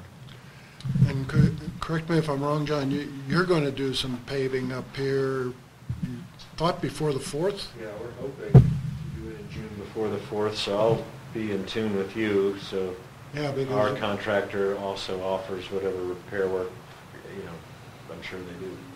Which contractor are you using? We work primarily with Qualcomm because Oh. they've honored, previous year's pricing. We have to see where they're at and if we do go out to bid or not. But So a couple things just for the board to be aware of. If we did the slurry method, we could do it in-house. If we do paving's going to be more than what the estimate I gave you, I think, was. Right. If we do that, we can't tag on with KCA. We're subject to the California Public Contract Code, and we must competitively bid Right. that. Right. That being said, if we give a notice of deficiency to Vail to fix it, they can contract with whomever they want, and they're not subject to prevailing wage in California Public Contract Code. They could tag on with KCA. So there's some nuances of so when I gave that number, that was my staff times, overhead, and materials to get out there and clean those up and fill them up. If we want to go with a contractor and get bids and get an estimate and have a full engineering study, we're well over what I was saying. I was taking the cheap, dirtiest, quickest route to get it done before Summer Festival. Well, it all depends on their response, but if we don't ask for a response legally, nothing's going to happen. Yeah, I agree. So the consensus of the board is that you should issue the notice of violation. Okay. And get bids. I think. Are we getting bids for the paving or for just a remedial repair? If I'm going to go out for bids, I'll do it for paving, because we could do the remedial repair in-house. Okay. I mean, Brandy's probably cringing that I'm stealing labor away from her for all our other projects we need to do, like re-roofing well too. But if I go, that's the list. If I go, we'll see. Qualcomm will just have to give us a separate bid with prevailing wage rates, essentially. And I think if it's over 25, we're going to have to. I believe we have to have at least solicit 3. Right. And but if we only get 1, that's fine. As long as we solicit 3. Well, the sooner we do that, the better, because as what happened last year, the contractors all got busy, and there was a shortage of asphalt. And I don't think we need to use the Caltrans graded asphalt here. We're under different rules, but I'm not sure. I would recommend using the Caltrans graded asphalt. There's The a low reason friction- they've settled the low in. friction. They've settled in on it for a reason. The pre-application of the the Well, it's pre-application of the tackifier and basically to improve gas mileage, but I don't know if it's necessarily. Isn't that the reason? It's the low friction asphalt that they're required to use on 88, and you can't get that except for down in Sacramento. You can't get it from Bing or someplace like that. Well, you can't get it from out of state, but you can get it from Clements manufactures it. Okay. Which is still far, don't get me wrong. I But know you that's can't- an issue. It's Yeah. more of an issue if they have to truck it that far. Right. We can truck it from Gardnerville. Yeah, so what Bruce did last year was they got the batch plant in Nevada California certified. Oh, okay. It expired, which is why the whole project went to pieces, but that being said, they did have it. We could go with a lesser quality. We could use Amador County standards or Alpine County standards. They also have standards for asphalt. They generally defer to Caltrans, but we could see what theirs are. Just as long as we get those holes filled. I just want to, I mean, if we're going to repair it, let's repair it right, because otherwise we're going to be fighting this every year, and I don't want to have to revisit this every April. It should just be fixed once and done, but we'll see. And I know they have a drainage study that was completed by RCI. Whether they've moved on it. Does your mind have an estimate to tear it all out and do it right? Let's see. I have no idea what I'm betting there's no egg-based underlayment. I don't know. Did you pothole those at all? I'd have to double check and see what we did. North of 200. Basically, your best bet would be to put mat over that existing asphalt And do that. and use that as your base, and then throw 4 over the top of it. So you're probably $35 a square yard. Okay, well, let's not engineer it now. Yeah. We can talk about that later, but Yeah. It's about $6 a square foot. So it says 6 to 9 depending on your. Yeah, that's pretty close. Yeah. Okay, well, you got your marching orders. Yeah. Sorry. You have another civil engineer here for me to talk to. So you guys can't allow this in the We're future. good. You can do that over lunch. Yes. Okay, we'll move on to item number 9, the general manager's report. Okay. Anything we haven't covered? No. So just a quick update, and Kelly can chime in on anything, but Rodney Peach had very few additional data he requested at the beginning. It's all back at Washington now. Howard's heard nothing. Rodney's heard nothing, and to quote Rodney, that's a good thing. So it seems like that's just cruising along, and if everything's right, we should come in on target of October-ish. So it's a 6-month time frame. We got it submitted in April, and it looks good. No rocks in the roads and none foreseen.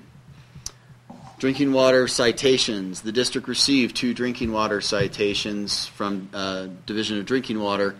One for electronic data transmission. The state in 2001 or 3 required that all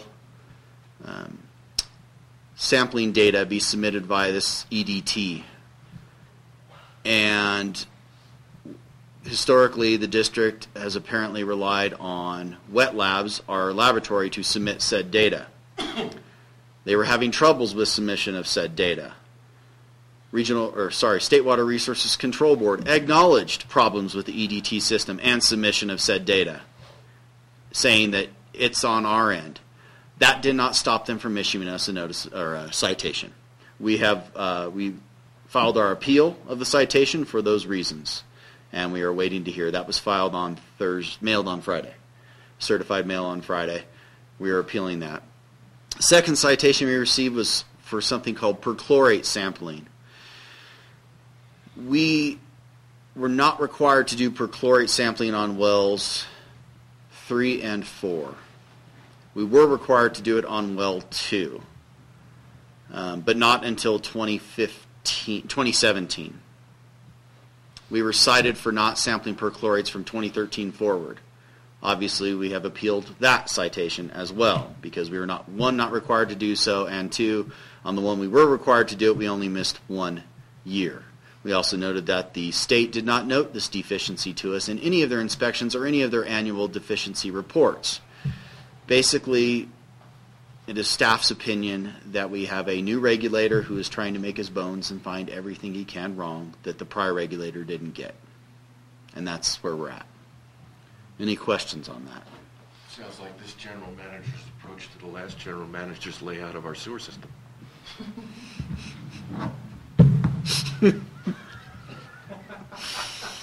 I have no question. Nor do I. I don't know, that was kind of a question. Fire services funding, I'll defer that to item 12 since Eric didn't stick around, if that's okay. Caltrans Highway 88 meeting, we had an interesting meeting with Caltrans about the Highway 88 issues that are occurring in some of the winter storms. They are scheduling a follow-up meeting with Vail basically after that meeting. They wanted all the governmental agencies to weigh in on our perspective of the issues before they met with Vail, and they had to get their ducks in a row in terms of who the players were. So they missed a few. They're going to bring in Forest Service. Terry, Supervisor Woodrow was there. Was kind enough to attend, and so Alpine County was represented, Amador County was represented, the district was represented, Caltrans CHP, Alpine County Sheriff's Office. I believe that covers everyone. And Kirkwood Volunteer Fire Department as well. Rick went with me as well to represent our concerns relative to fire. So they'll be bringing in Forest Service and Vail, and I think those are the only 2 new players that they'll bring into the next meeting. So progress maybe will be made on that. But it was a good long meeting down in Stockton, and only a few people from Alpine County got lost. Not you, no, but the sheriff, Spencer, got lost. Let the record reflect that Spencer got lost. Staff CPR training. Prior to this, there hadn't been a uniform training of all our employees. It was my opinion, and I think the personnel committees as well, that it was an important step, especially with our operators out and about. They could ultimately be first responders and the first on the scene, especially in snow removal type situations. So every employee that didn't already have it, and our firefighters have a much higher level, Rick and Sean, actually all got CPR training and are now certified to administer CPR. So took about 2/3 of a day, and time well spent, I think, I would argue. Economic development meeting, we had that Friday. Not a whole lot of new on that. I did hear there was a new tower on 88 on the Capel side. I hadn't known that, so Verizon put in a new tower. That was good to hear from, was that Wes that told us that, I think? Hawkins Peak. Yeah, the Hawkins Peak. Yeah, we've done that for a while. Oh, had we? Okay. So anyway, so economic development was fine. I don't know that we really accomplished what we really set out to do, but it's good to have all the parties in the room talking at the same time. Vail has agreed to be the facilitator on the next meeting, and they're starting a Vail Vision Group, which I think could be helpful if that comes to fruition. Is that a nice way of saying it, Standish? Good. I can add a few things to that.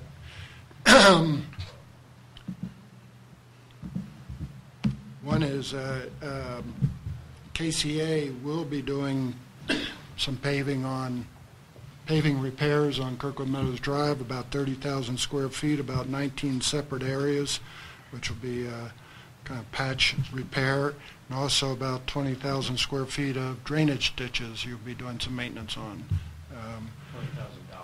$20,000. That's good too. Generally, I think what came out of that meeting is a little discouraging from the standpoint of Vail has basically said very little that they're going to be doing until we get some development growth here. We need more people and people to share the costs and customers. So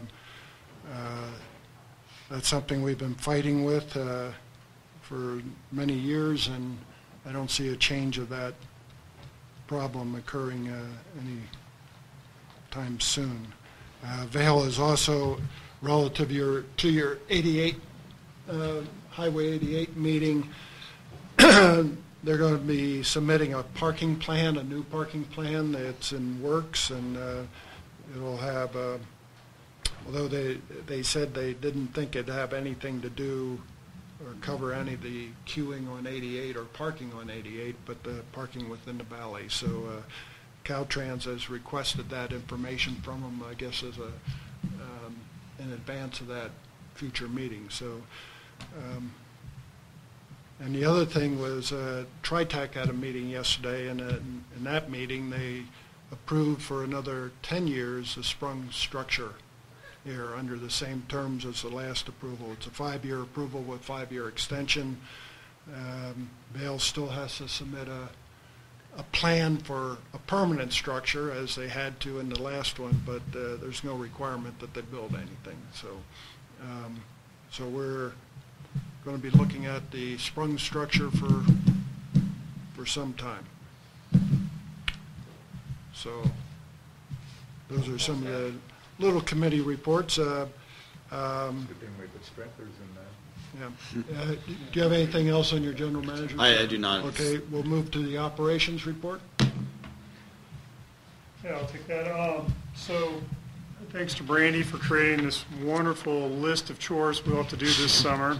This is adapted from last year's, years before list, but essentially notable things. During one of our first inspections of all the fire hydrants, we discovered a issue with the hydrant that's located at Fremont, Kirkwood Meadows Drive. The 2.5 assembly due to snow creep pulled away from the hydrant, and so we're in the process of making a repair. Are you going to replace that barrel, or are you going to totally repair it? Our hope is to replace the barrel if we can find one. Because that's the old style barrel with the rope in it and the solder. Mm-hmm. That's why it pulled out. So The new style is threaded. So. yeah, and that's where the 2.5 connects to the outlet. 1971, stamped on the hydrant itself. They were already out of date when EID bought them and put them in here. Oh, perfect. So yeah, now we're having to deal with it. Worst case scenario, we'll have to replace the whole hydrant. It is in our capital budget, but hopefully we can find a suitable top end where we can just make the repair. Other big notable items for water is we're going to do some simple roof repairs for our well buildings.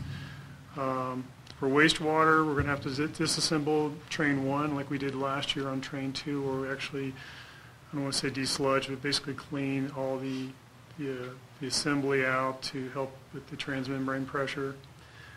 It's a bigger project, and it takes several staff members several days to get it done. For electric and propane, we'll be doing a CPUC patrol for electric, and then also a propane survey, leak survey for propane. Of course, the Out Valley erosion work plan will continue on that to inspect our Out Valley roadways.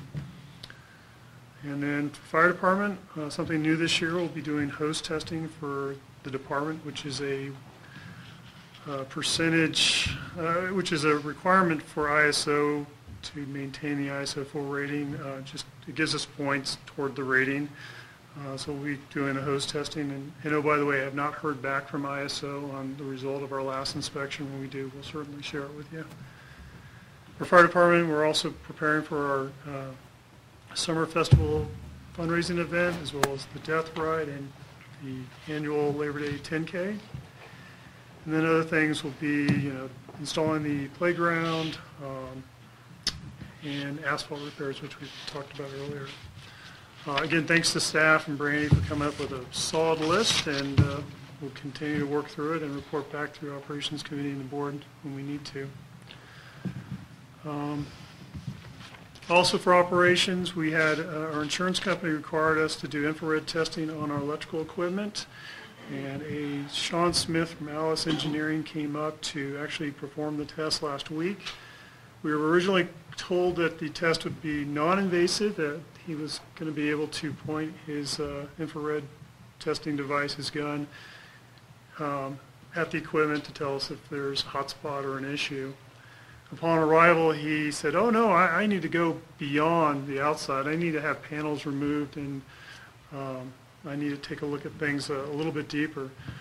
And so with the help of Ed Benson and Brandy, who actually put a suit on, hot suit, we were able to take off a lot of the panels to get deeper into the equipment, which was live at the time, and everything was done safely, but it was a lot more than we expected. But according to Sean Smith, who inspected the substation, or KM Blue and KM Green, we came out just fine. Everything looks good. And this will be a test that we'll probably perform on a regular basis. I don't know what the time scale is, but we'll expect to have this person or somebody come back and do similar testing. And it also opened our eyes up to using our fire department's thermal imaging camera to look at our equipment out in the field, elbows and or other connections that we suspect might have issues. So we actually learned a little bit from this exercise. Next, for water wastewater, April was an interesting month. We had a valve failure on valve 253, and this is a picture of some of the equipment associated with the valve. But basically, our valves are open and closed by a pneumatic system that's controlled by the PLC. And any of these working parts go down or hiccup, it shuts the train down. So having a train go down during I&I season's never an ideal situation, but through efforts with Dave Waddle actually dissecting and tearing apart older valves and replacing valves within our system that weren't being used to make this work, we were able to get through. But we also learned that some of our preventative maintenance on our valve assembly has never been done because we weren't aware of it. There's actually 3 filters within this whole pneumatic system that were never identified, as far as I could tell, looking back at the O&M manuals that we received when the process went online. Nothing identified that this was part of the system. We've now become experts, and so we'll certainly make sure we have a solid SOP for continued maintenance on our valve systems. Also in wastewater, as mentioned before, in finance, our centrifuge pressure switch failed, and the white picture in the middle there is the pressure switch itself. And so we've since ordered one from Wisconsin and hope to have it here next Monday so we can get our centrifuge back in business. This would be a very major catastrophic issue during winter or heavy flows with a lot of people in house. Luckily, the timing on this is during our I&I, where our flows are essentially clear, and our transmembrane or TSS or suspended solids are real low, so we can afford to have this piece of equipment down for a couple weeks without issue to our operations. But again, it identifies that there's issues at the wastewater treatment plant, and we look forward to the feasibility study to help us move forward in the future. And finally, unless there's any questions about the other operations, and this is also about feasibility study. We did have a couple of roofing contractors come up this week, and they, as mentioned before, assessed the Lava Rock Lodge, community service building, as well as the treatment plant for making repairs. And so we'll hope to have better pictures at the next board meeting of kind of what that roof looks like. You can barely see the one little white patch on the roof that we've done in-house in the past, but there's certainly issues on top of that roof. So with that kind of wraps up operations in a whole, unless there's any questions from the board. Only other notable thing is that we have our summer festival coming up on June 30th, so we hope to see everybody there. Registration went out to all the homeowners via the bills. Thanks to Jessica Austin for all her hard work with the summer festival, and also getting a link off the Vail Resorts website to our event, so folks can sign up online as they have in the past. And Our next Summer Festival Committee meeting will be on May 17th at 11 a.m. Good. Thank you, Rick. Any questions, board members? Very good. We'll move on to the temporary advisory committee report, the fire services funding. Rick? Yes, so Eric Rickert and I had 3 meetings on this. We met with Dick Shanahan to discuss various financing options. We met with Alpine County Supervisor Woodrow, and we're going to have a follow-up meeting on that. I think she'll do a follow-up meeting in June with Director Rickert. And we met with Amador County Supervisor Morgan, CAO Eiley, and Chief Bellarive, and discussed various options. Asked some questions that impact what we look at in options. Generally, there was no opposition and somewhat supportive of possibly a special sales tax for our service area. That I think that's a fair assessment. That there would be an election process. We would have to pay the respective 3 counties' elections offices for that. For the vote. I think there's 1 registered voter in El Dorado County, so that could be interesting, as if he votes no. But that was one option for which there was no pushback. It was all very positive. We did talking with Shanahan. Special assessment have been repetitively challenged relative to fire funding, and there have been some losses by various fire districts, so that is not a preferred option at this point. And then a special tax, which is similar to a special assessment. It's assessed on the property rolls. It's different than a sales tax, and that has had quite a bit of success. So we're fleshing out the options at this point, and I think we're narrowing down on 2 to 3 options that we think are viable. Good. And of course, there's always the going from 4 cents to 8 cents a square foot. That's the other one that exists. So those are the 3 most viable, defensible options. And we hope to have it selected still by December by the committee. And we're meeting on May 25th. Thank you. Meeting on May 25th at 3 o'clock to discuss it with the fire committee. Any questions on that? Okay, very good. We'll move on to item 13, general discussion. Board members have any questions? Nope. I have probably one that goes under committee, that is related to committee reports too. Are we going to do committee reports? Let's see. You got from 10 to 12. Oh, I'm sorry. Did I pass over that? I don't have an agenda in front of me. I'm sorry. Really, I passed over committee report. So, would you like to make a committee report? The only thing we haven't talked about in finance is that happened in finance committee is general manager objectives, and I note in both finance and operations, I'm not sure where we are.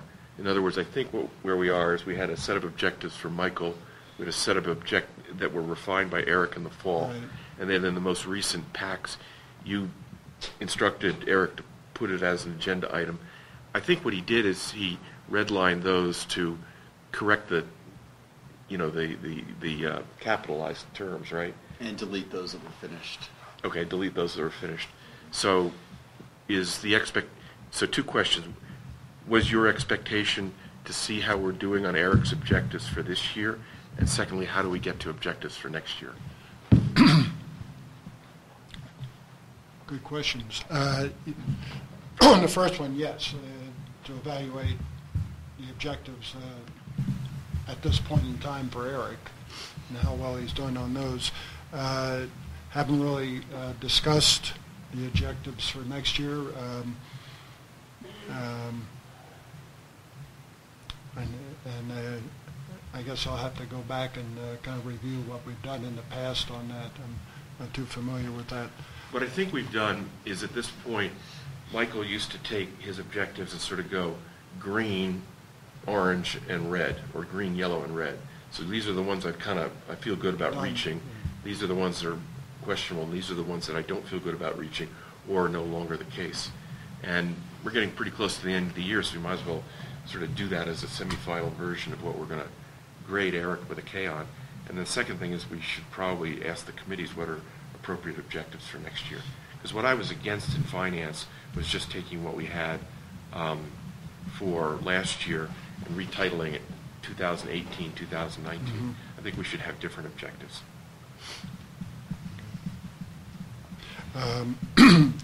Eric, could you do that then on a, follow what, Yes. excuse me, standards? Yeah, absolutely. And maybe circulate those to committee members in Word. Maybe direct them back to the committee chair. Okay. And I'll put out a memo to the committees on, thinking about objectives for next year. Do you want me to take a swag at objectives for next year, or leave that fully to the committees? No, I'd request you do Okay. your own. Okay. Will do. Good. Thank you for bringing that up, Standish. Peter, on the operations, anything we haven't covered? Yeah. We don't have the planning committee here. They haven't met since the last board Okay. meeting. Personnel didn't meet. IT didn't meet. They won't meet till June. Right, so I think we've covered all the committee meetings. Okay, we will recess and go into a closed session for discussion of possible litigation. I thank everyone for coming. We will reconvene to adjourn, but we will see all of you later.